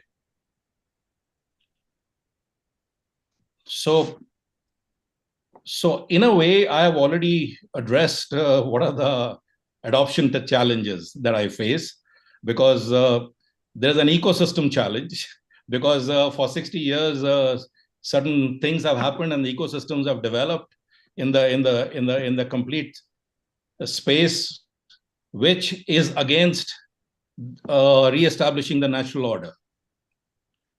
To Satyam, so actually, like, you talk like an infantry person, not as like a sniper, like, hitting from the front. so I agree completely with you. Like, there are a lot of challenges associated with the agriculture as of day. But in my limited view is that actually in 1970s, when we started the Green Revolution, right, we had some certain different challenges, and then things evolved. So, like, as you rightly said, fast food is not very good for health. But end of the day, like, if it is cheaper and if people can afford only that, they go with that. And then standardization of the process. So now let me go to Chakra, and I'll come back to you. Let me just put in two, three things. Sure. So the challenges that I see is the ecosystem challenge, the government policies which are not aligned to. Though Renuka said that government is helping, but I think the policies and all are still aligned towards the chemical agriculture. And even the scientific ecosystem is supporting it, but for 60 years, it has supported that system. So it was very difficult for them to just turn around and say that now we have to establish the natural systems. And the price and market distortions, again, through subsidies, APMCs, and the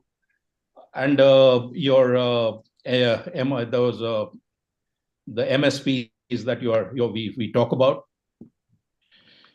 And in the question you had asked that how Virentia is trying to solve it is basically through, we are taking many activity on ground with a lot of challenges and accelerators. We are participating. We are trying to through farmer education and engagement, deep education and engagement. Like somebody said that from price we have to move in the value propositions. If the farmer understands the value propositions, and towards the end, it is not just the price, the input prices and other things that you should be looking into. You should be more looking into your productivity and the money in your pocket at the end of the cycle. So if you are working in that area, it is very easily and doable. And so it requires a kind of ecosystem approach to the whole thing, and a collaborative approach with all the ecosystem and stakeholders and players. Sure. So now, Mr. Chakrapani, you have been doing UL biotech related activity in multiple parts of Southeast Asia, also in India, and you have been trying to solve one of the very critical challenge which I've seen is always plaguing biological industry, that increasing the shelf life. So from you, I would like to understand the activities you have been undertaking so that the shelf life of biological increases, and then you have level playing field when it comes to other chemical based agriculture inputs. Your views on this, sir? Thank you, Deepak, for inviting me for this opportunity. Before I go into the shelf life aspect, right? Just for the viewers, to understand that why there is a scope for biological, first of all. Okay. What led to the people started looking into the biological? Okay, so there is always a belief that food security, safety, and sustainability is always achieved by the chemical fertilizer way. That's how this industry is flourishing. But then you go back in the history, okay, so it started with the post-World War, where this Haber process, what we say, the ammonium nitrate, which was meant for explosive industry. So, post-World War, all this industry became idle, and then the scientists found a way to use this technology. That's how the chemical fertilizer came into existence. Similarly, the pesticide, insecticide came into existence also because of the biological weapons which they were using it. So fast forward, 60, 70 years, which India is also using it now. So everywhere, today people talk about climate change, climate resilience, right? So whether the biologicals can achieve the same kind of food security, safety, and sustainability. That's how the challenge is ahead of us, because the shelf life is very small portion of the biotechnology. Okay, so the typically what we are trying now in the industry, right? There are few biologicals, they are using it from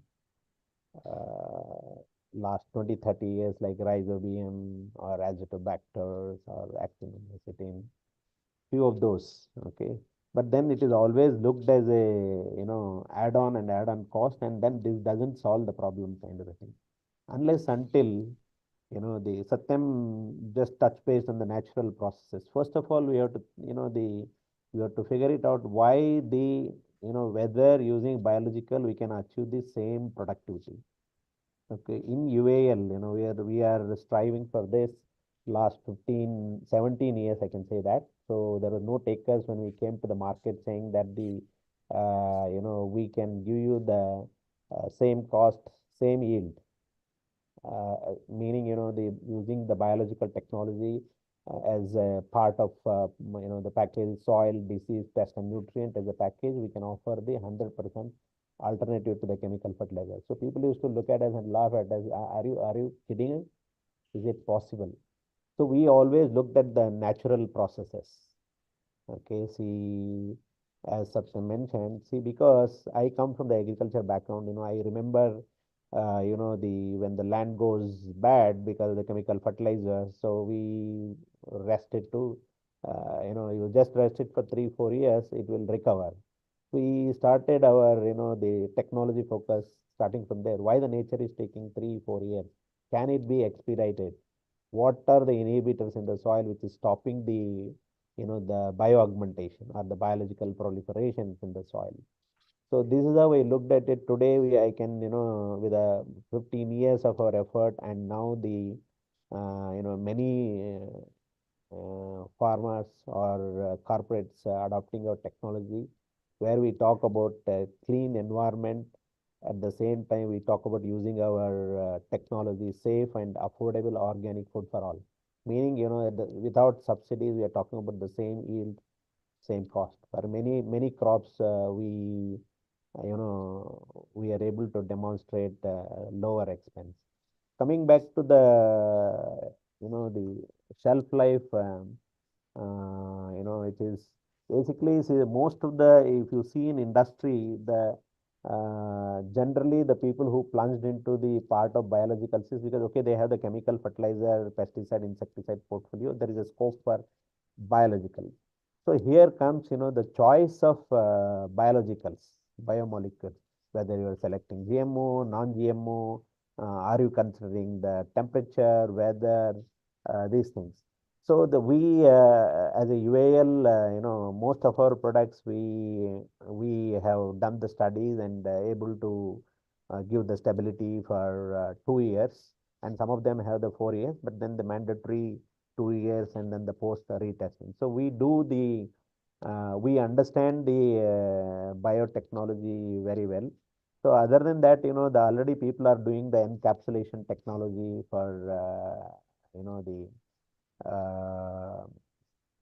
the biologicals. So then there is, many of the coating technologies already in play. Apart from this, there are many stabilizers and the cofactor which will hold the shelf life improvement. Okay, so because lack of understanding of the biologicals and compatibility issues, so there is a shelf life, that we keep claiming. I mean, like what we hear from the industry, but especially if any biologicals, if you are keeping liquid form or the multiple biologicals, there is always a challenge to offer the shelf life. But as long as you have encapsulation technology combined with many of the stabilizers and the vacuum pack kind of system, you can increase the shelf life. So I don't think the shelf life is an issue, but the whole the crux lies in the what next. Can we compete with the chemical space? Can we offer the food security, safety, and sustainability using the technology? Which I say yes, we have. We are in this space from the last 15 years, and many corporates are adopting our technology to move forward. But then it starts slow. It's the space, agri space is so big worldwide. Even if you capture a small market, with a new technology, I think side by side it can coexist for a few years, and then with the government support and government stepping in, in the process of reducing the chemical fertilizer, which will help the industry. Sure. So Renuka, going back to you, the type of work we have been doing is very much research and development focused, right? And that is where I believe, it's very important that, the sufficient support from the ecosystem needs to be there. Because anything which is deep tech, which needs a lot of R&D, is costly. At the same time, success of that depends on where the whole ecosystem comes to support. If I have to ask you, what would be your wish list, whether it is from the VCs or whether it is from the government, whether it is from the adoption companies, or whether it is other players who are in agri input and which are having very strong last mile access. So I would like you take your time to give us your wish list so that we can ensure that the wish becomes typically a given conclusion from the industry itself. So what a difficult question you asked me. How long do you have? You can take as much as possible, because there will be a lot of stakeholders who are listening, and I want your wish list to be taken care of. I think primarily lot of people who will come into this area will come from pure sciences, because a deep understanding of processes and modulation is required.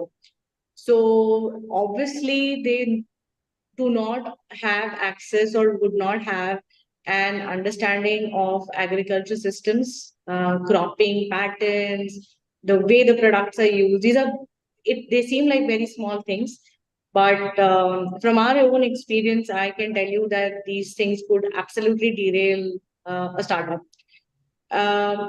I think a lot of these things are slowly getting in place with the incubators there.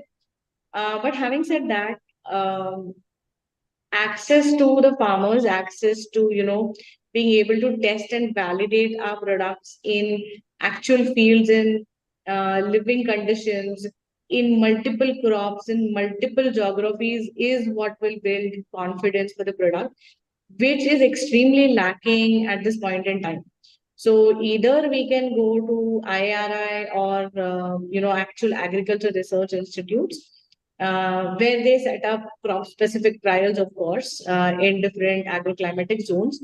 But that is expensive, and it may not be possible for a startup to be able to, set up those 20, 30, 40 trials that they really wish to do to build the confidence and the robustness around the product, its use, its efficacy. So that's, I think, from my side, wish list number one. We've struggled a lot and had to, literally build up our manufacturing ground up. We're hearing so much, and I'm also part of the panel that is speaking on the biomanufacturing with the government. So there is a lot being thought of from the biomanufacturing point of view. So if we could have these biomanufacturing hubs that the government is really planning, if they come up, it would be extremely useful, because it's very troublesome to do the entire scaling up process, find the infrastructure from a lab scale to a pilot scale, from a pilot scale to a commercially relevant space to then going to hundreds and thousands of KL production that you require. And it also requires a different kind of expertise, which startups may or may not have. So if there is like I don't know if this is relevant, but I was in Singapore recently, and they have set up these hubs where people can just simply go with the strain, and they have experts in fermentation technology who will scale it up for them. So every part of the wheel need not be learned and mastered by the startup themselves. This would, shorten the time for startups in this space. So that's one aspect in terms of, actually getting the products and actually scaling up the production. What's crucial and what has, been a very important point for us and what has worked out for us is having those corporate connects with really very deep tie-ups. The corporates comes with several decades of experience and can save a startup a lot of trouble, a lot of learning can come through the partnerships. So every startup actually requires a corporate partner to be patient, to take the solution on board, to give it, if I would call it a sandbox, to actually work that solution out. That I think is really lacking in India. I see a lot of that in US. We don't see this here in India at all. So very active participation and hand-holding from the corporates would be beneficial both for the corporates as well as the startup community. So yeah, that would be my wish list for the ecosystem. No, actually, because you have been traveling very frequently to Singapore, because I've seen you a couple of times there. How do you see, some of these countries, specifically Singapore and UAE, they support for sustainable agriculture and hence the biological side, right? Do you see that they are seeing the world in a little bit different manner than those countries which are actually the actual producer of the food, like India? Yeah, absolutely. Yeah, I think you've seen that as well, that they look at it from a very different perspective. Now, come to think of it, Singapore hardly even has any agriculture there, right? But they've positioned themselves as a gateway to Asia and have built up a very fantastic ecosystem. So startups from, US, Europe, find Singapore as the first foothold to understand and get into Asia. So Singapore by itself does not have any agriculture or agriculture related activities as compared to other Southeast Asian countries or even as India. They do see all of this very differently. They're positioning themselves also very differently. And with the diversity that we have, with the kind of crops that we have, I think India can do 10 times what is being done outside. So I think our potential in this country is really very, very high. Excellent, very well explained. I totally agree with you. Some of these countries might finally leverage the the opportunity in India, and we might have a lot of money which could be made in India moving to shores of UAE and Singapore. So I would always request all those investors around here, right? Please see this area with I'll say bigger lens. And there is a humongous opportunity of investing in biologicals because type of pure science innovation it is here, which is parallel to no one. Again, going to Satyam, to you, and here actually, this efficacy of biological is always seen with bit of mistrust, right? Specifically when we see it from the farmer's perspective, and then it boils down to rest of the ecosystem. As you rightly mentioned that whether it is a government or whether it is the ecosystem players, they are very comfortable in handling chemical fertilizers or pesticides for various reasons because of the legacy issues. And I know there were challenges in the past, and this was the only way forward. But going forward, we need to redraft whatever we are thinking about in agriculture. So, what are your in a short your wish list, sir? Yeah. So my wish list. There are many like Renuka, but see, the thing is that the efficacy, the mistrust in the efficacy of biologicals is not because of the problem in biologicals. It's basically the way the biologicals are getting adopted. The government, in its way of this zero budget farming and natural farming, they are trying to, I feel, I mean, this is my feeling, that they are trying to trivialize the biological, that it is easily can be, you just mix certain things and you can create your own biologicals and you can put it in the ground and you grow your food. So in a way, whilst you are helping sustenance farming, but it is not going to solve the food security of the nation. Because when you do it yourself informally, there is no quality control, there is no quality assurance, and then therefore you will not, if your input is not reliable, you are not going to get reliable outputs. So every time you are mixing your mixture of biologicals and creating your own biologicals, I mean, at the farm level with very little understanding of it. And there is no, all the raw materials that are using, whether it is the quality raw materials you're using or not, and how you are doing it, the process that you are doing it, is it standardized or not? And therefore, so you are in a way trivializing biologicals. The critical importance of biologicals is getting trivialized. So though I'm sure with a lot of honest intentions, the government is trying to do it. But to me, it looks as if because when you go into the market and you talk about your own biologicals, what does the farmer say? I can do it myself. Why do I need you? Okay, now then let's coming to the next question. Next thing about like Chakrapani said, that there is a misunderstanding that the moment you move from synthetic chemical based agriculture to organic or regenerative agriculture, that you have to wait 3-4 years. You don't have to wait 3-4 years. In the next crop itself, your productivity will go up, and you will be able to match the unit economics also of the price distorted unit economics, because the chemical agriculture is the price distortion takes place with subsidies. So with those price distorted market, you can compete with it with your complete biological processes, provided you address the ecosystem. The ecosystem is basically, what happens is that you need good organic matter to get into the soil, because biologicals can't function in isolation. Biologicals need good quality organic matter. So the very fact that this backdoor entry of biologicals through farmyard manure and all those things is actually because farmyard manure is a semi-decomposed organic matter, which is maybe it is more harmful than it is doing good, because you are not fully composting it.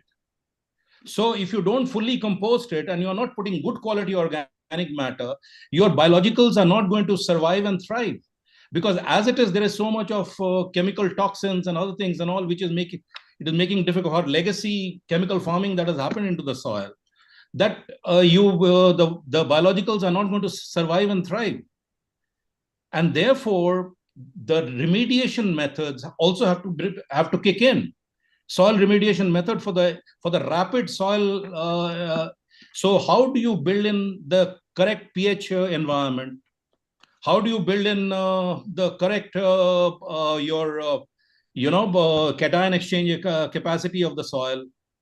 How do you build up the micro and macro porosity of the soil by rapidly improving the soil texture and structure? If all the entire ecosystem does not work, biologicals will always be seen as will be mistrusted, because you are not helping the biologicals to really creating the habitat for the biologicals, for them to show their capabilities. Like I was discussing on the seed thing, the seed germination. We heard about by creating the correct coating with our say your biomolecules, like or your biostimulant. We have seen, but using our biostimulant, the germination of seed is increasing tremendously. It goes over 90%.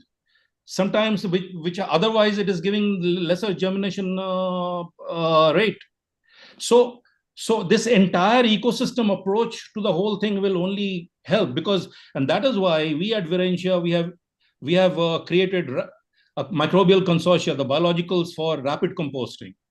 You get very high quality compost of any organic matter. It could be most difficult lignins and hemicellulose and other, and you can quickly, rapidly compost it, and within 12 to 14 days, you are ready with a fully composed. Otherwise, it will take 4 to 5 years.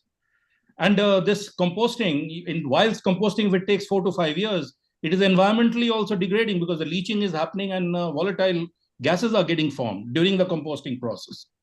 But if you rapidly compost it, you are actually locking in the nutrients, the good quality nutrients, available, exchangeable nutrients, and you are bringing it to the soil.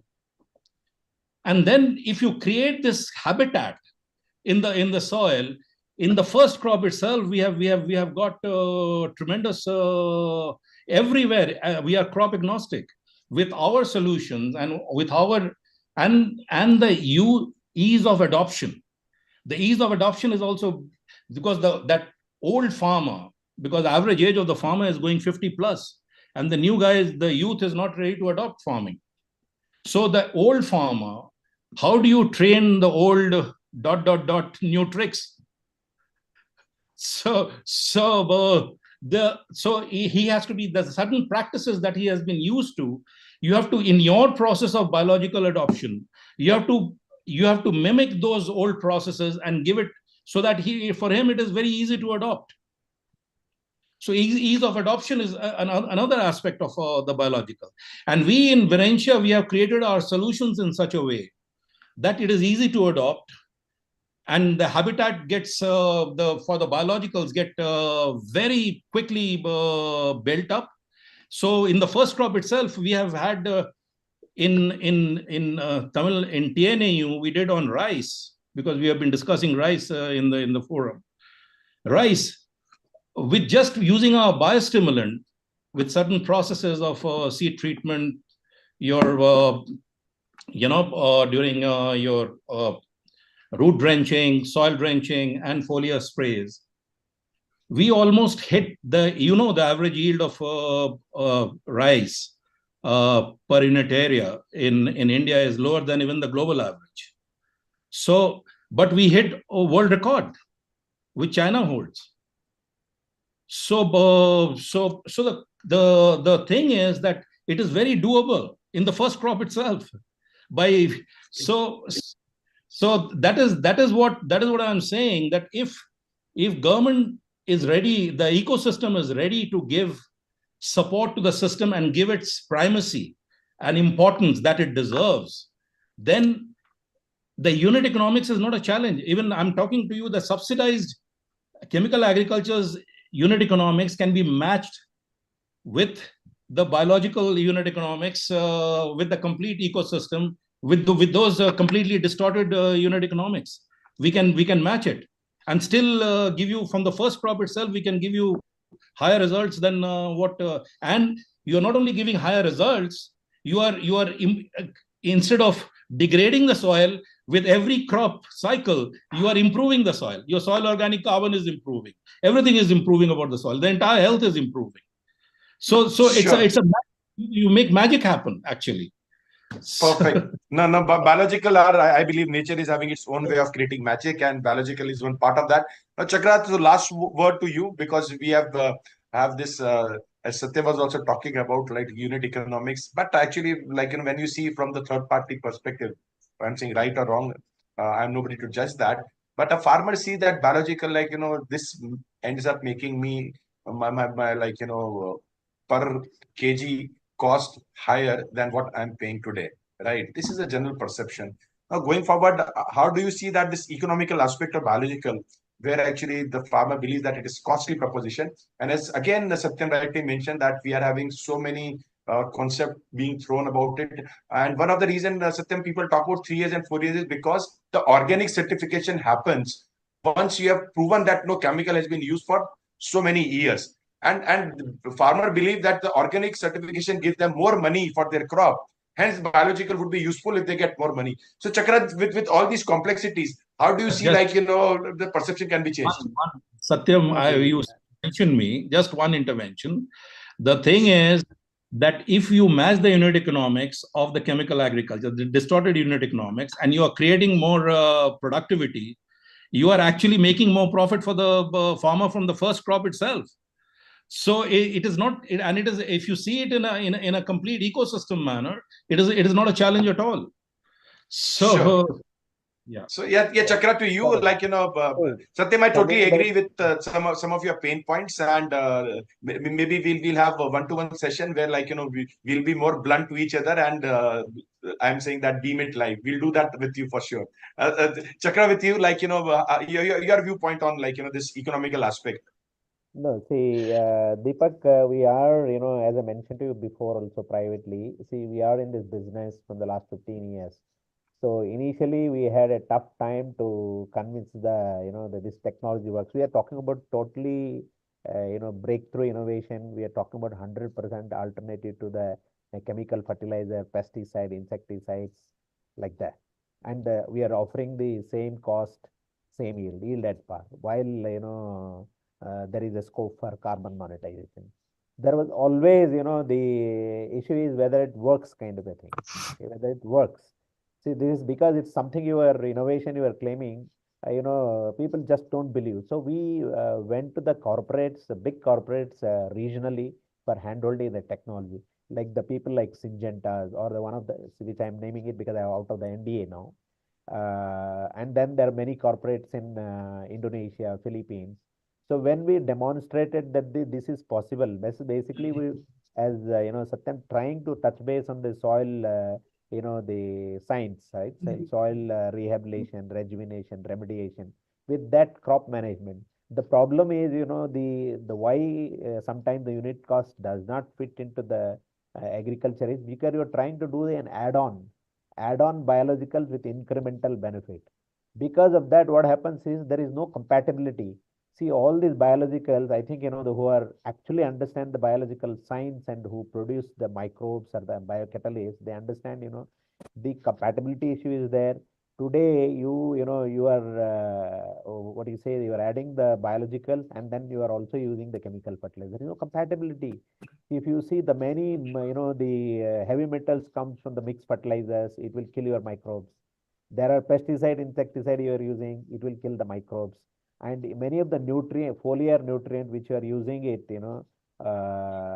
as in the form of salt, all this brings into the unwanted inhibition for the microbes to proliferate. The key here is, not to put the, see, there are 68,000 identified microbes. We cannot produce 68,000 microbes in the laboratory and try putting it back into the soil.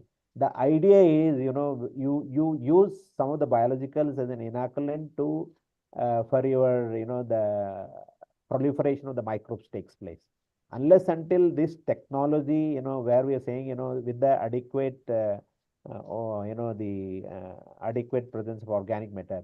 With our technology, what we say is 1 to 4% organic matter without using the chemical fertilizer, either urea, DAP, MOP, SSP, and none of these. There is enough biological mobilization of the macronutrient takes place and also the micro. This can be visibly seen in terms of testing the soil pH, soil DHA, which is basically one of the parameter we demonstrate using our technology. That means we have seen even in the rundown soils in most of the places, it's a rundown soil with heavy, the soil is turned to a highly acidic kind of a thing. So we can visibly see the pH, change in pH, change in DHA right from 30 to 150% with our technology. Of course, when you have the pH correction in the short time, the crop cycle, we are talking about it, even the shortest crop cycle like the vegetables. Okay. So there is a Sure. change in pH. If we can do that, right, which is our technology doing. So the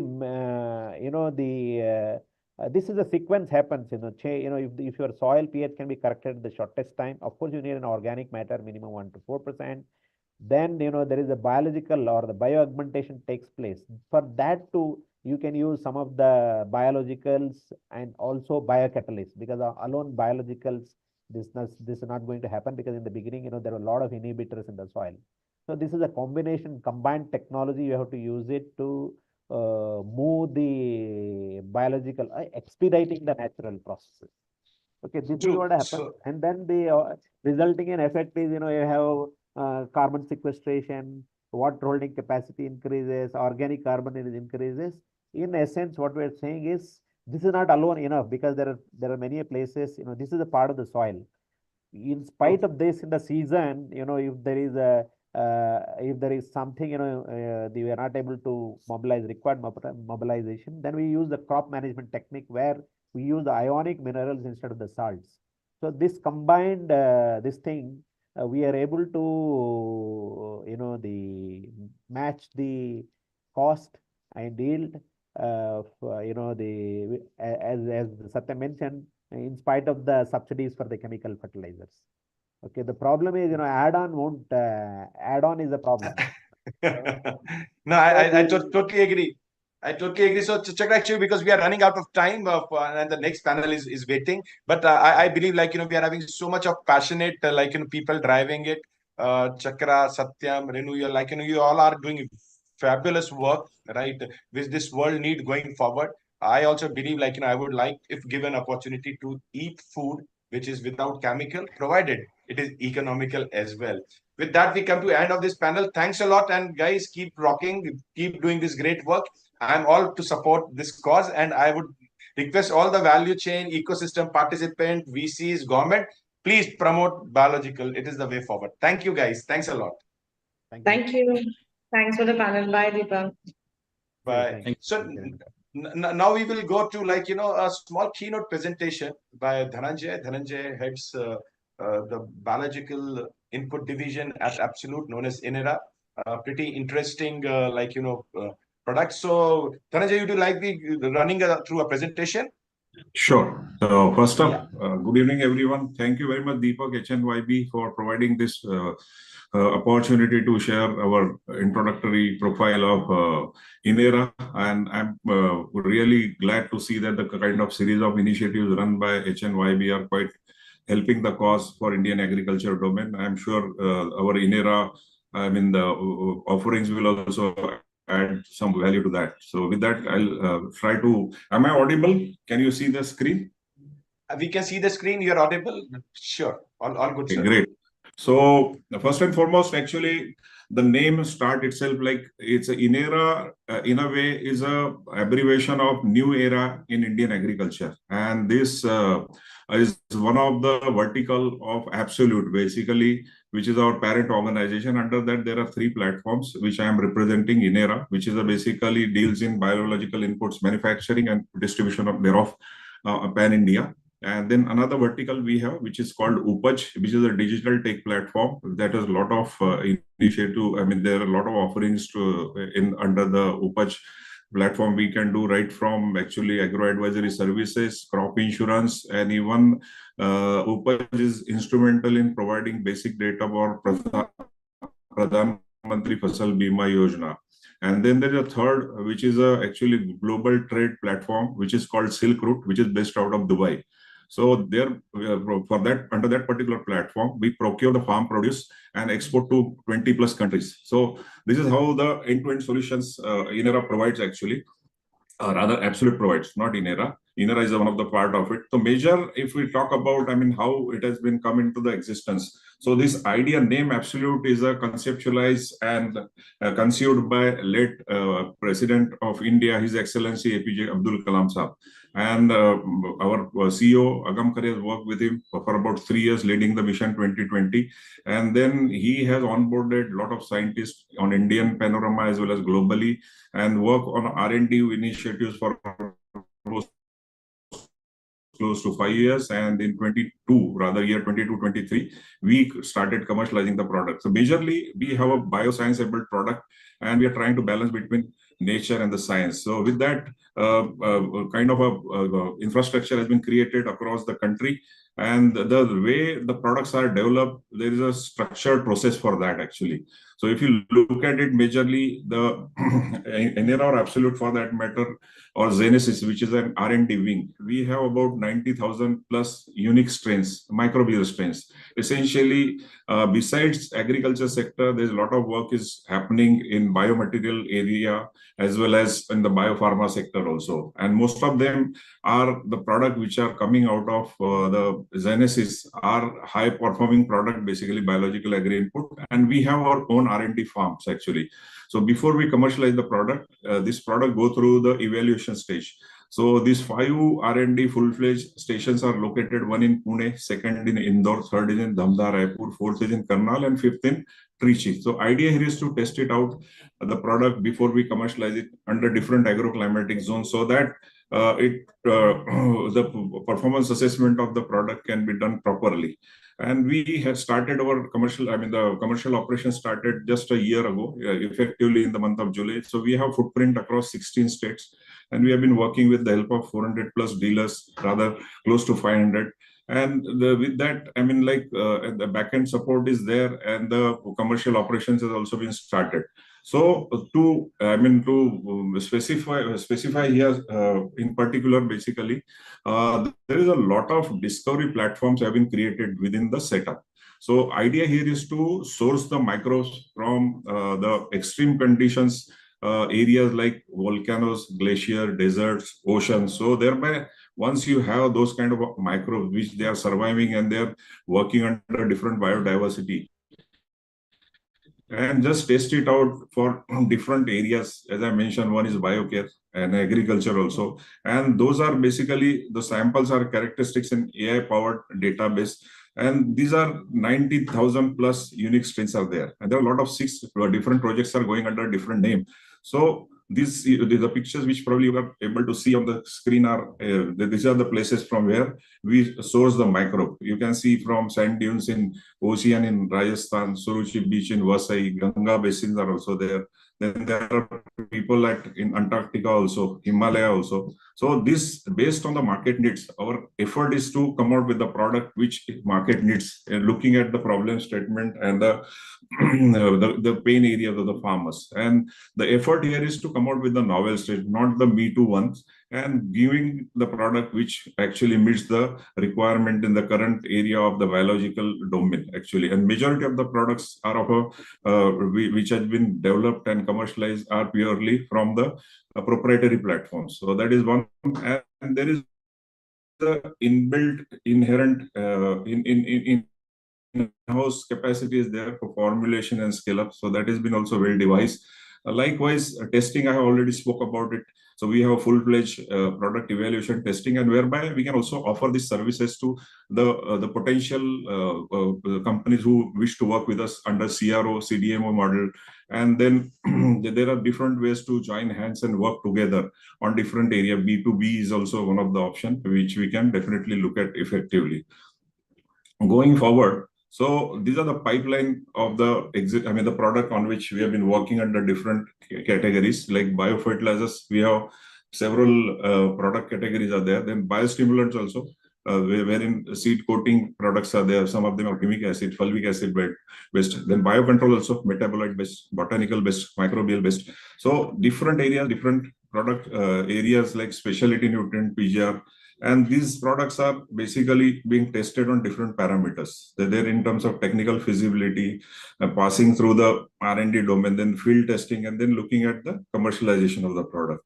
So these are the pictures of our lab, which are well equipped. It is located in here only, Sector 44, Gurgaon. The R&D wing is called Genesis. So there are 150 plus scientists are working on different domain on the microbes, strain selection, and the further developing the product, meeting the market requirement. And as I said, these are the stations where 5 different stations which are actually spread over the country in different agroclimatic zones. They are well equipped actually in terms of whatever the facilities which are required for product evaluation or for CRO, CDMO purpose. So that is also there. So this range of product, if we talk about currently the product which have been commercialized are biofertilizers, basically mycorrhizal biofertilizer, NPK consortia, then multi-micronutrient will be launched shortly. Likewise, the Lero. Here, the entire technology platform as far as biofertilizers are concerned, we have our proprietary technology platform called STRIC. STRIC means signal triggered regenerative activation complex. So whereby this product create a differentiator in marketplace in terms of its offerings, in terms of its performance across the different spectrum of the crop, different agroclimatic zone and soil types. And then there are some products which are under actually development stage of biocontrol area, which are essentially biofungicide, bioinsecticide. So the work is currently on meeting regulatory compliances. And this kind of a facility which is created, which is actually meeting the global standard in terms of the accreditations perspective or quality assurance, quality control standpoint. So our effort here is to reach out to the farmer through our distribution network, whereby we're working on a bottom-up approach rather than pushing down the line the product. So there is an inbuilt system has been created to actually reaching out to the farmer, whereby making them understand why the biologicals are required in the current era where the excess fertilization has happened, the soil health deterioration has happened, there are global climate related challenges are there.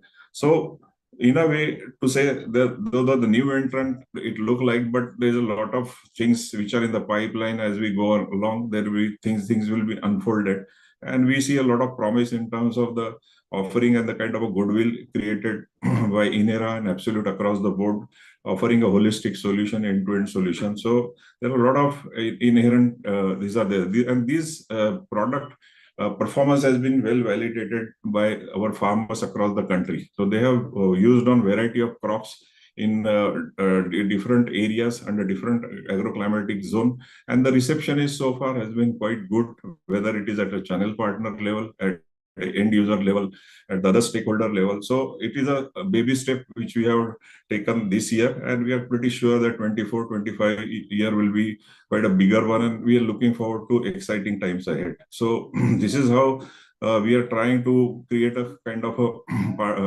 a bio-enabled ecosystem. So through this ecosystem, through different platforms, 3 different platforms, 5 million lives been impacted by the Absolute per se.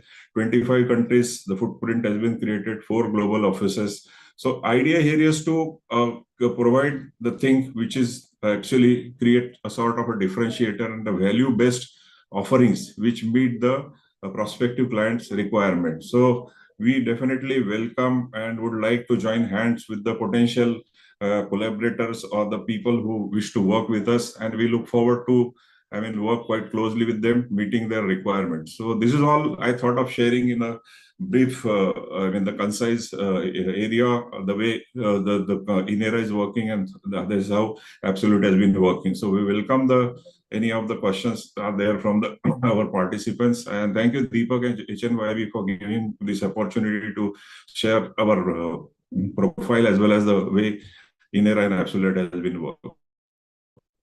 Thanks a lot, Dhananjay. It's a pleasure to hear, and believe me, I've been seeing Agam and Absolute working for so long, and it has been the journey has been terrific, and this is why I wanted you to do a keynote rather than being part of a panel, because very few long-term success stories are there in this sector, and I believe a lot of people will get motivated with work you are doing. So thanks a lot, and wish you all the best for future endeavors. Now we will jump into the next panel discussion. Thank you, Dhananjay. Take care. Bye. Thank you, Deepak. Thanks. We welcome. Yeah, thanks. Sure. So thanks. Now we are having a very interesting panel which we are having stalwarts of the industry, right? And when I say stalwart of the industry, Mr. Raju Kapoor doesn't need any introduction, for a very simple reason that he has been there in this sector for so long. He has been driving a lot of companies, businesses in the past, and currently, actually, he's director of corporate affairs at FMC. He understands biologicals, he understands crop science, and he understands every aspect of agriculture for sure. Then we are having Manish. So Manish has dabbled into a nutrient side of the game for a long time. He also worked with a startup to build their phygital network. So he understands both part of the business, the corporate part as well as the startup part of it. And thanks a lot, Manish, for joining. And then we are having Komal. Komal has been a force in bringing biological to a company which was heavily dependent on chemicals. And she has been a champion of cause of promoting women in agriculture, promoting cause of sustainable agriculture, soil, and you name it, anything which touches the human aspect of agriculture. She has been a champion for those causes. Thanks all of you for being a part of this panel. So starting with you, Komal, you have been forefront when it comes to agriculture in an old-fashioned way. And now, taking a new avatar, and you have been driving that specific agenda of making agriculture more sustainable and environmentally responsible and progressive in nature. Your thoughts on this transition, and how do you see the whole agriculture ecosystem going forward with the thought process you are having now?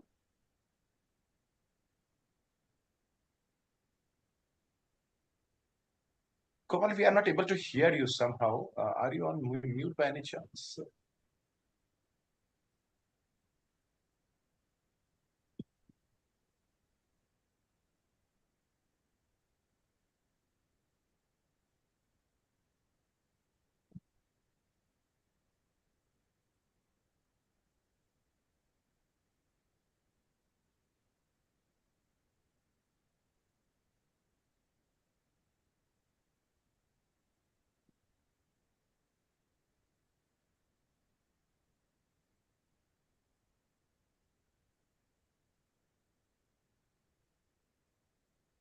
Komal, you can log out and log in. I think that sometimes solves the process problem, and this sometimes happens.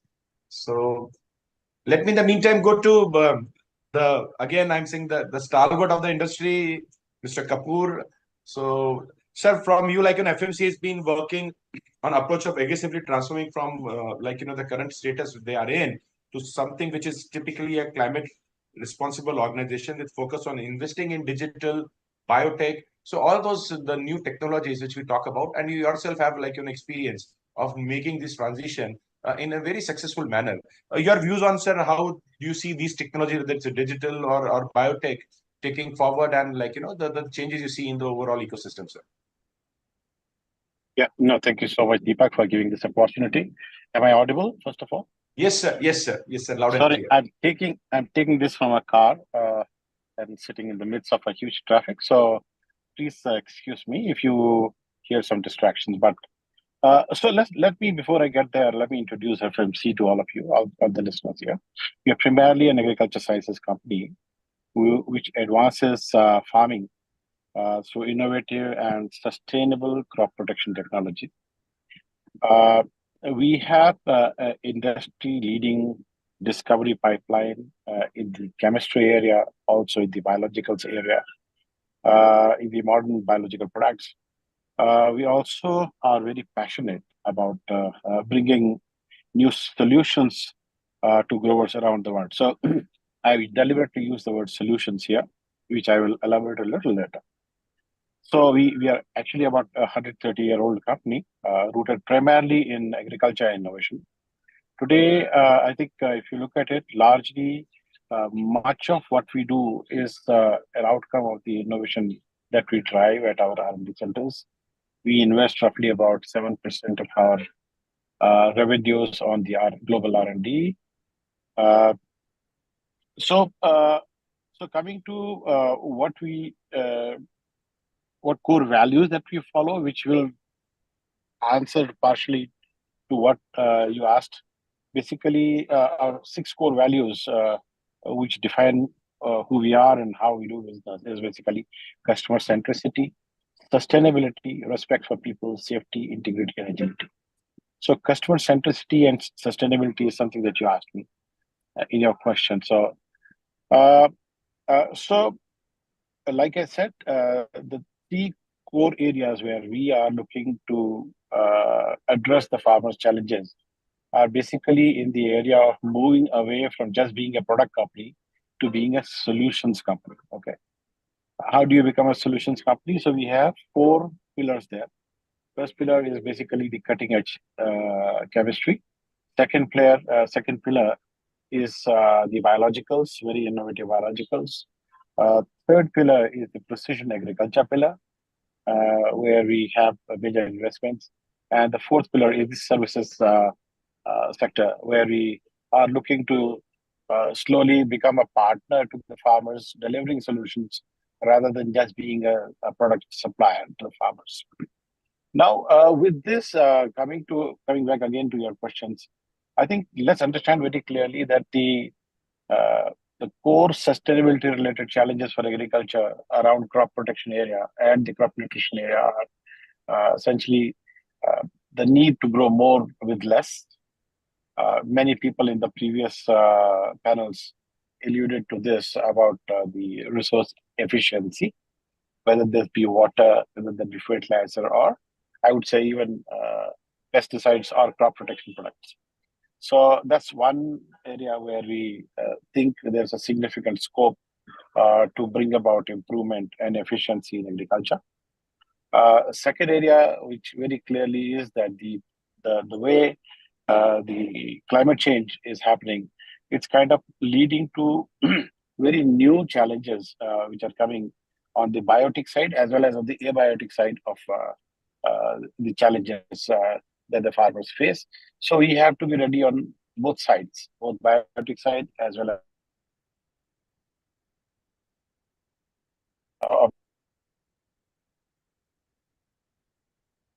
so while we firmly believe that the newer innovations on the chemistry will have to be on the lines of with a very clear-cut bottom line of saying, am I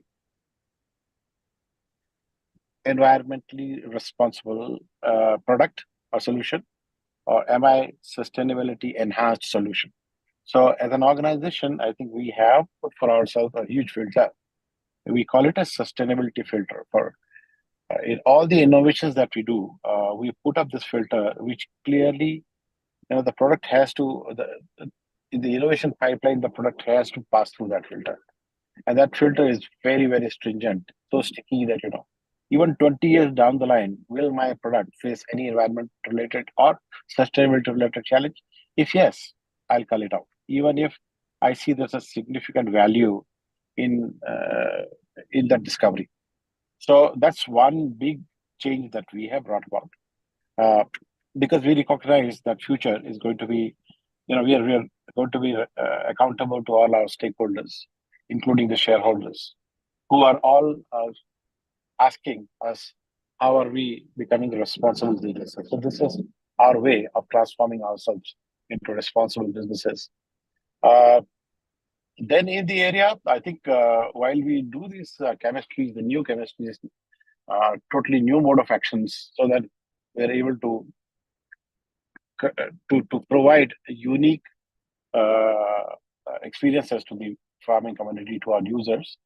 We are bringing in very innovative biologicals, both in the area of crop protection as well as in the area of plant health. So we have a big division called Biologicals by FMC. That is a very fast growing business for us, rather the fastest growing business for us. We are building that business up by way of organic as well as inorganic growth. The latest one of our acquisitions has been BioFerro, which is primarily one of the most innovative pheromone manufacturing company globally, which is now a part of FMC. The idea is, can I move from being a per kg company to a per hectare solution provider? If I become a per hectare solution provider, I will create certain shared value, which I would like to share with my farm. So we'll first create the shared value and then share it with them, so that both of us have a mutually rewarding relationship. So this is the philosophy around which we are moving. And the second one around precision agriculture clearly is that why do I need intervention, if at all? And when do I need intervention? And what kind of intervention? So all those questions need to be answered upfront. We don't need to be reactive in our approach to crop protection or crop nutrition. We need to be proactive, and proactive, I think the precision agriculture is the answer for future. In the services business that we have started, I think one of the things we have recently started is to take the drudgery out of farming. One is drones, using drones as a service. So that's where I think we have a farmers app, FMC farmers app, which works almost like a Uber app. So a farmer from anywhere can log in and say, okay, I need my field to be sprayed around this time. This is this day and this location. That's where we go, and I mean, the ultimate objective is that we should be able to integrate the larger ecosystem in delivering solutions at the farm level, which we have already started, and I think we're getting some very encouraging results. We are also working on mechanizing some more services for the farmers so that the drudgery is reduced in farming, and we are able to attract new talent into agriculture. So I think let me stop there. If there are questions around this, I can come back. Yeah. Sure, definitely. So Kamal, I hope you would be audible now. Is the mic working?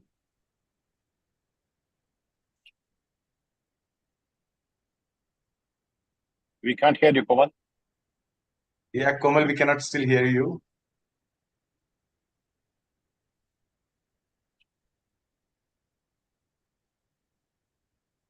Okay. So let me go to Manish. So Manish, the crop nutrition is evolving from old school macronutrient focused, approach, right? To now we are moving towards to be more scientific crop and soil health centered approach. Your views on the same, and how Deepak Fertilizer and your organization is adapting to the new paradigm of where we are, as even Mr. Kapoor mentioned, that can we think of from per kg company to per hectare or per acre company delivering value? You are mute, Manish. You have to just unmute yourself. Yeah, Am I audible? perfect. Yeah. Yes, loud and clear. First of all, Deepak and Neeraj, thank you so much for giving me this opportunity to be a part of this esteemed panel, along with Komal and Raju, and obviously for hearing out all the other panelists. Just before I get into the question that you had asked, Deepak, I'll just briefly tell you that I have been into the crop nutrition side of the business. I have been into a startup also, as you mentioned, a digital startup. And I've been also fortunate enough to work for close to 10 years on the output side of business also. So this gives me a very unique understanding, I would say, of what is required by the farmers as well, and what are their expectations from any input business. So it's when I worked with the output companies and for the output side of the business, I realized that it's not only the yield that the farmers are looking for, it's the quality of yield, which is the saleable produce that they want. So it is just not increasing the yield, but increasing the saleable yield that is of the utmost importance to the farmers. So coming back to the questions that the question that you mentioned, so I think the panel and everyone who is here would definitely know the fertilizer response ratio over the years has dropped down drastically. Just to give you the numbers, in 1970, 1 kg of fertilizer added to the soil was giving us 14 kgs of food grains. The latest data of 2020 shows that 1 to the soil gives us only 2.5 kgs of food grains. So it's almost like 5 times the fertilizer response ratio has dropped over the last 50 years.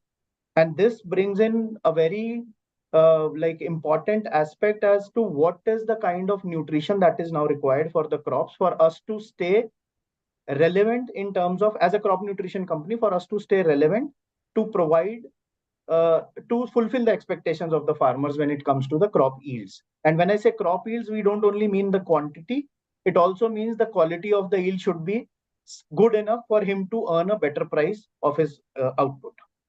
So in this regard, what we have done is we have now started a very, very recent addition to our portfolio is a product called CropTech.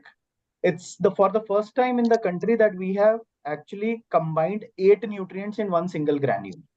So whatever, and that too in a crop specific format.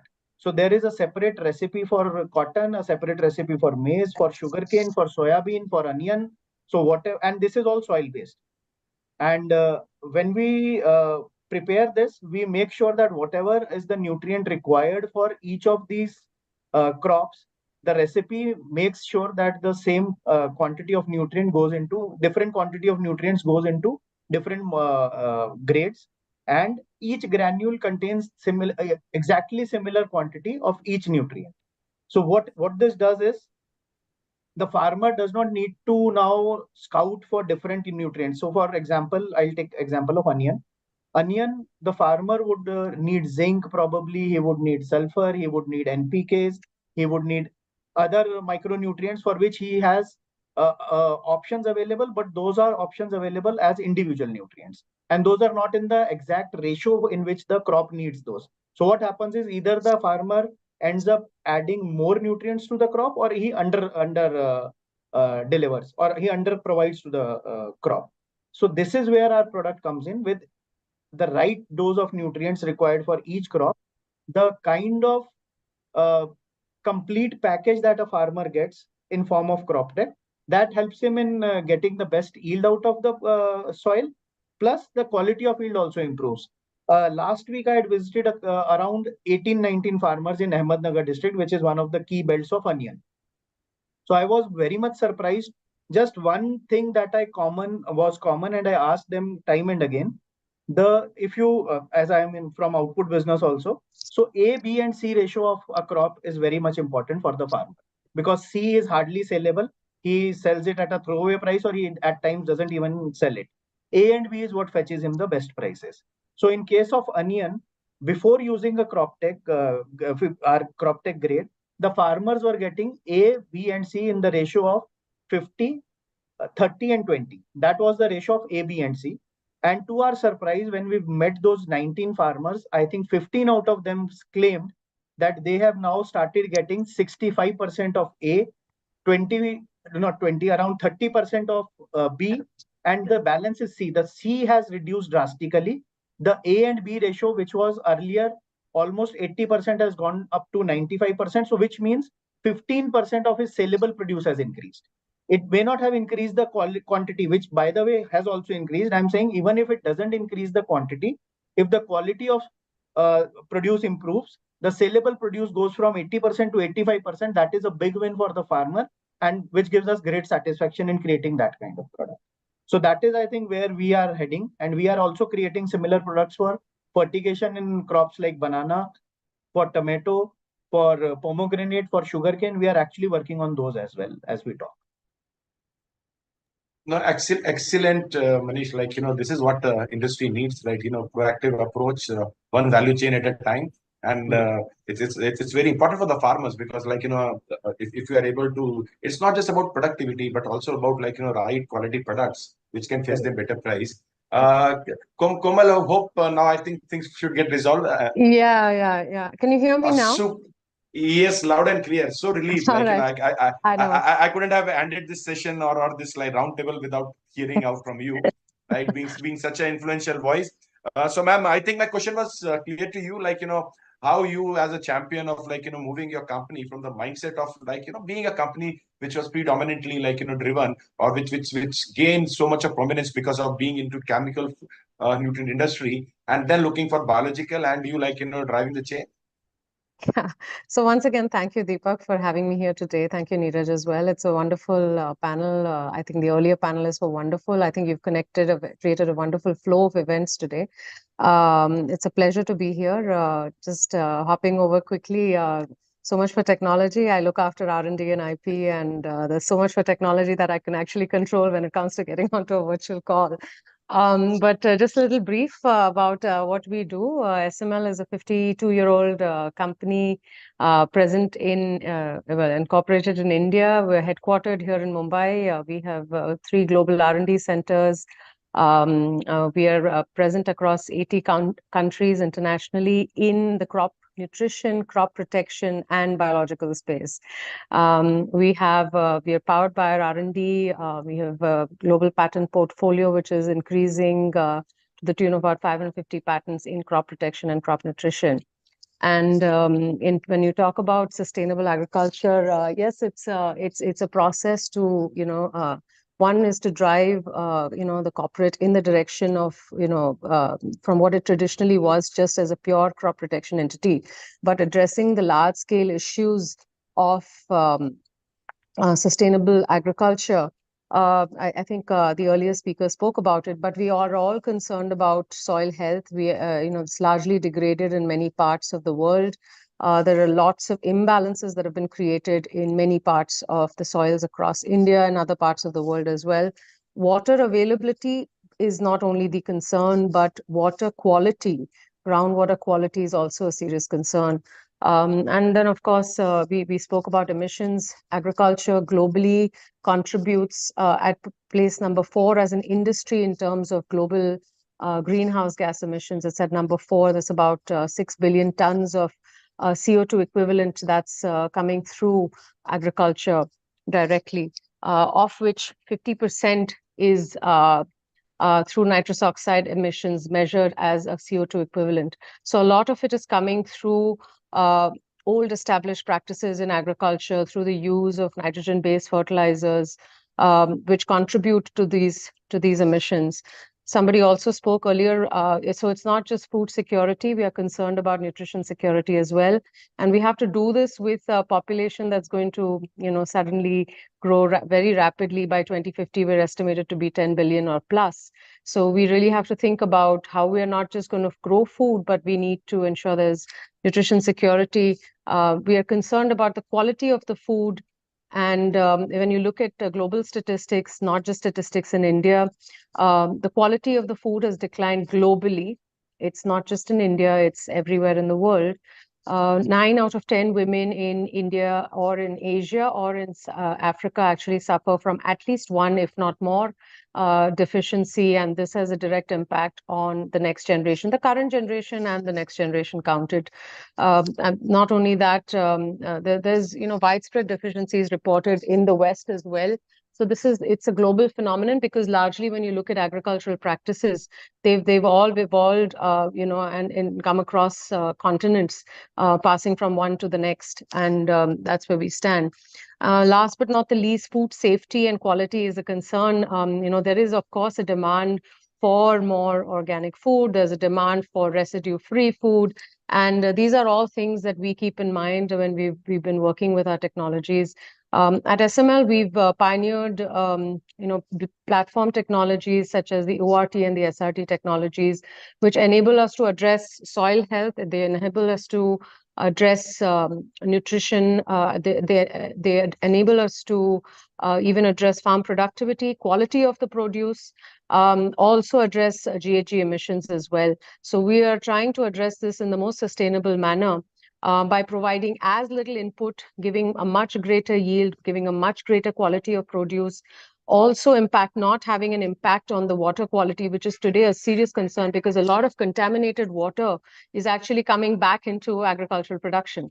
So this is a serious concern, and this is how we're actually addressing it and trying to take it forward. Yes, so Komal, actually, one more aspect, though, while I've the discussion we had, I didn't wanted to touch upon that, but I would love to do that, because you have mentioned that women are malnutrition and women are not getting sufficient remuneration when they are into agriculture, right? Though I know I'm deviating a little bit from the chemicals and the biologicals. Your view on that, how do we empower women in agriculture? Because I think that is something which you have been working on very regularly, but at the same time, I'm saying that all of us who have been part of this panel and audience would love to see that happening. Your views on that? Well, I think there's a lot of, this is a complete shift from R&D to empowering women. I think there's a lot to be done on the social front. I think they also need to be taught to have economic freedom. Most of them majority of women working in agriculture on rural land are actually they're the frontline workers in the farms. Majority of these women don't own their own farms. They're usually a part of a family where they're contributing to this. So, them having access to funds where they can actually have women-led farms is something unique. We know there are pockets, we are working with this in some parts of the country where we want to empower them. For a lot of them, they're saddled with a lot. The social structures also don't allow this because most of them are saddled with, family responsibilities, which kind of give them the backseat. So it's not an easy question. It's not something that can transform overnight. But a lot of them are making strides in trying to create ecosystems amongst themselves, where they want to employ other women as well, and generate incomes for themselves and for their the extended families and so on and so forth. So it's a big issue. It's not just it's a societal issue. It's also about education. It's about also financial independence that needs to happen, and I think it will change rapidly as long as I think the bigger part of this is taking care of their health, because they are severely compromised. Usually they're the last to eat at that social strata. They're the last to get meals on their plates, typically when they're taking care of their families. No, true. So the reason I ask you this question is that very rarely you find in agriculture empowered women, and when you see one, this question actually always pops in my mind. So I can resist asking that question. Yeah. Thanks a lot, Komal. So now again, Manish, back to you. As Komal was also talking about, the crop nutrient has been since the green revolution has been talked much about, creating the GHGs, and as we always, I love to quote that agriculture is both a culprit and victim of climate change. Going forward, how do you see that that this sector can become more sustainable? I'm not talking from the perspective of the work you are doing. You are doing phenomenal work in having that responsibility, but not the whole industry is having that mindset. Where do you see, whether it's to the push of the government, whether you see the push from the society, what needs to be done so that the companies become as responsible as whether it's SML, you or FMC? I think the first thing that comes to my mind around this is if we can just educate the farmers around using the right kind of inputs. It starts with soil health check. If they are, we see there's a lot of noise around the soil health cards that are being made, but the ground reality is very different from what we understand and what we hear from the media. You go to any farmer, you go to any village, and this I'm not talking from just a couple of farmers or a couple of visits. It has been through and through across years, and it still remains the same. The farmers don't value the soil health cards that have been made. They don't trust the soil health check systems. They don't follow the soil health recommendations that are given because obviously the trust is not there. I think if this one particular aspect of the farming we can address and we can add value to as an industry together, a lot of the emissions and a lot of wrong practices of using everything and anything on field can change and help a lot around the sustainability part. That is the only limited thing that comes to my mind when you ask this on a very sure, yeah, I generally don't mince my words, so I'll be requesting all the government official, please go to your soil health portal and check a number of samples collected and total health card or soil health card issued. Right, that's why farmer doesn't trust you, because if you collect 4 samples and give 300 soil health card in a village, farmer knows actually what this piece of paper means to it, and that's why they don't trust it.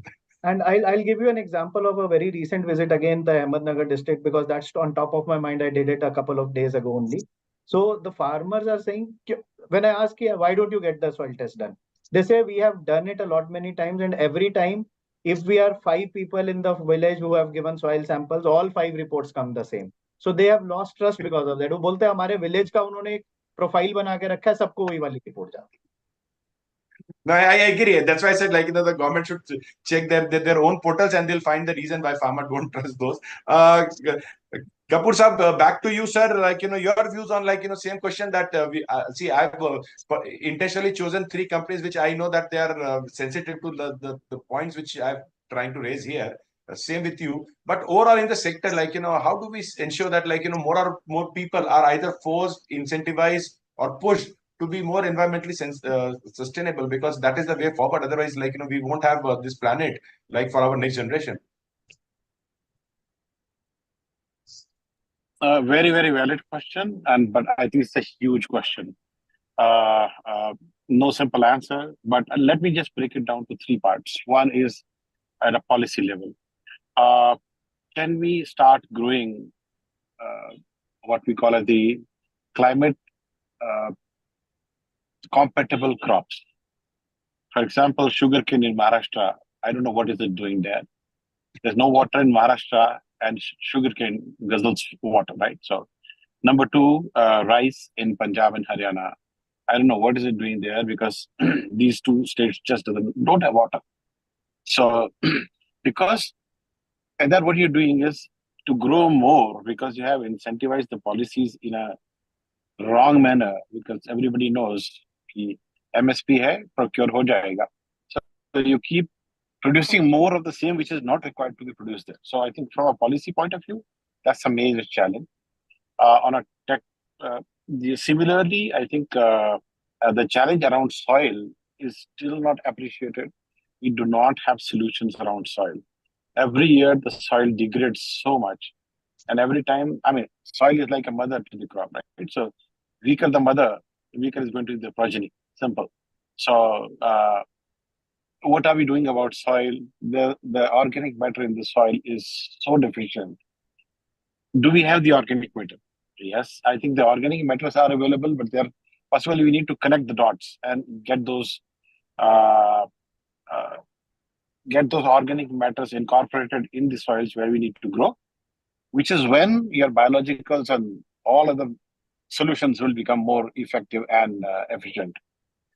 So similarly, there are a lot of policy around fertilizer, for example, urea. Absolutely, the formulation of urea and the urea's nutrient use efficiency of nitrogen through urea, 27%. So imagine the rest of the 73% is either going up in the sky and or going down into the water air quality. Now, the whole pollution, which Komal said, is becoming a part of the larger agriculture production system. So this is recirculating time and again.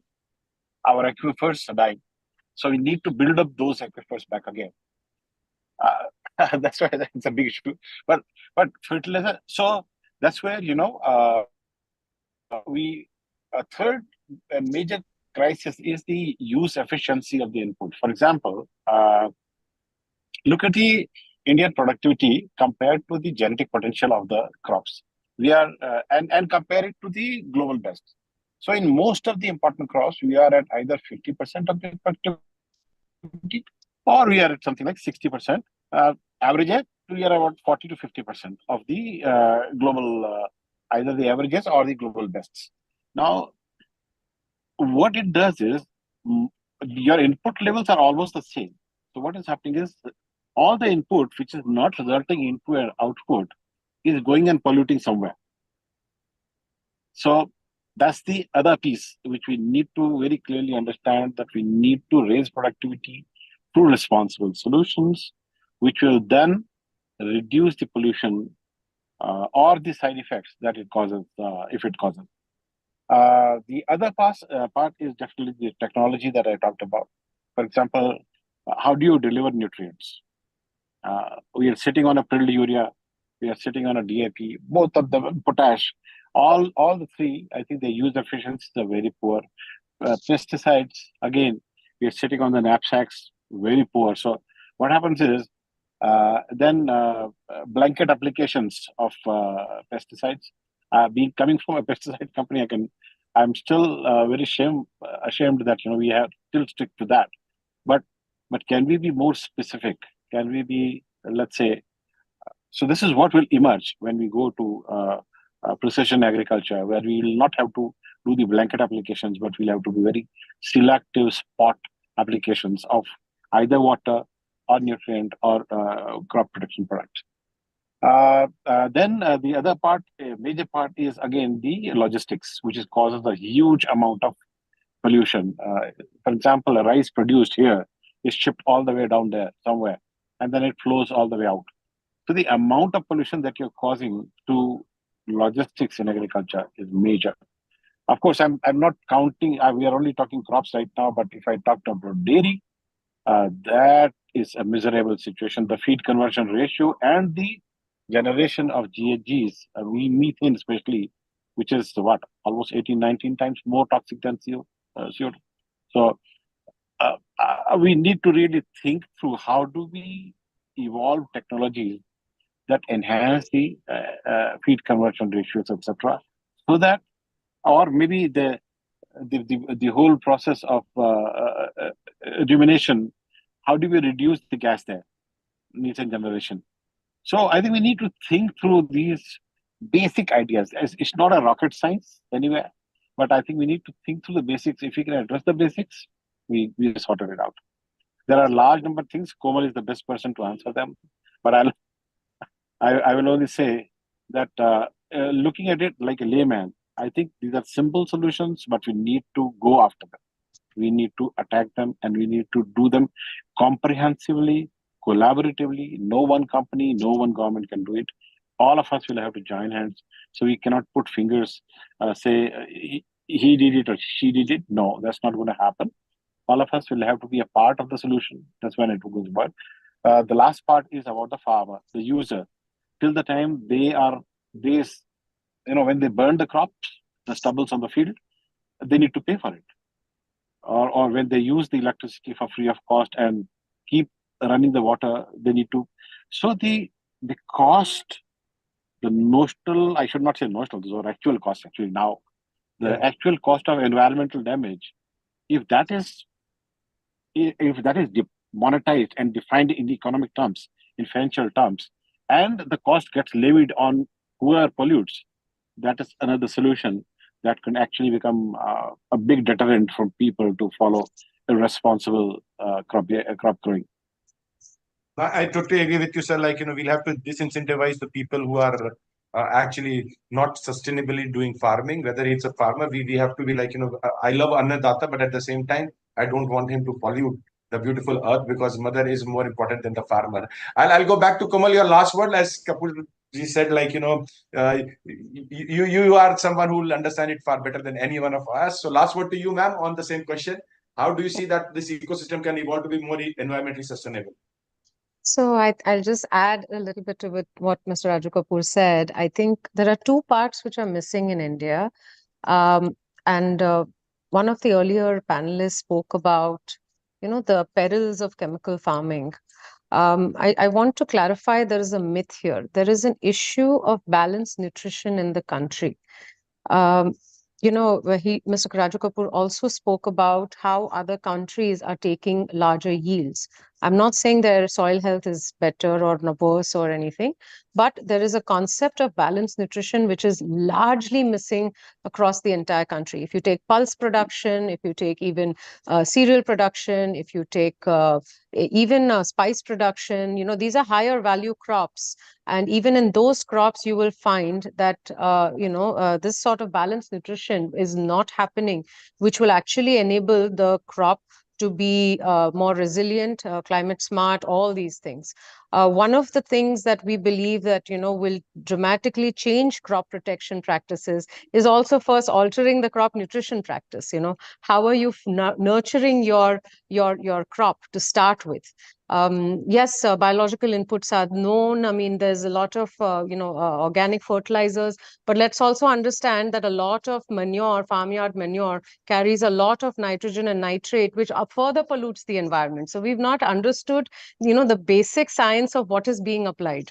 That's very important. And I think this is a huge gap, and this can tremendously change the productivity, the quality of the produce, the income of the farmer, and largely the quality of the agricultural production in the country, so that it's sustainable long term.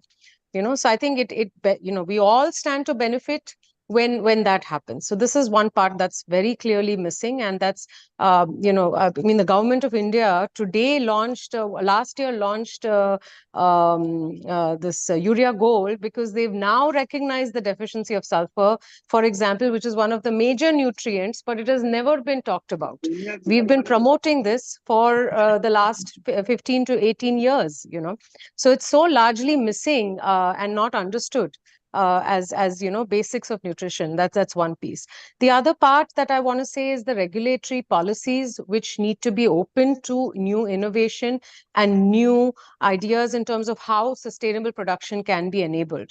Right? There is a whole ecosystem that exists in a lot of countries internationally. We work in 80 countries. I can tell you from Europe to the United States to Brazil, South America, Southeast Asia, it is much easier to introduce newer technologies in these areas, particularly in the nutrition space, in the fertilizer space, where you have challenges of trying to provide balanced nutrition.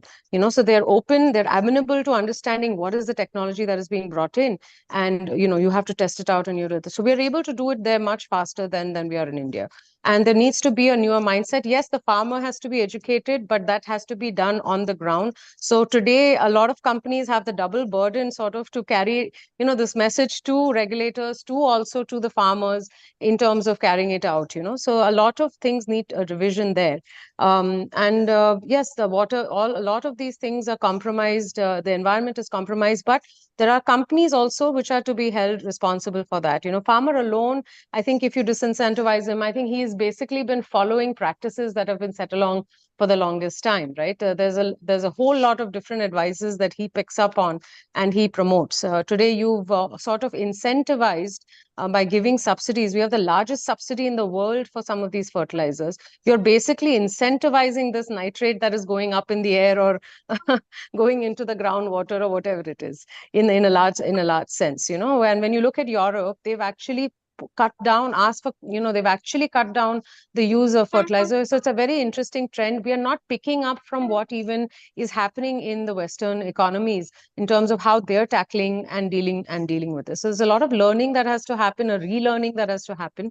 But yes, I believe these two things, a balanced nutrition and a more open regulatory network, a regulatory framework, will actually enable the country to do so much better in terms of soil health, productivity, climate change, climate smart agriculture.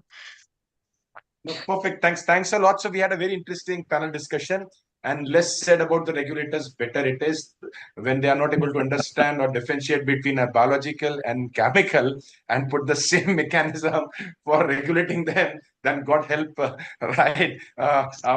agriculture going forward. I know it's a very strong statement to make, but what needs to be said need to be said. So thanks a lot. We had a very good panel discussion and a great round table. Thanks a lot for all the participants. Looking forward to meet you again. Thanks a lot, everyone. Take care. Thank you. Thank you very much. Thank you very much. Thank you. Thanks a lot, Deepak. Thanks a lot. Bye. Bye, Manish. Bye, Komal. Bye. Bye-bye. Thank you so much. Yeah. Bye. Bye.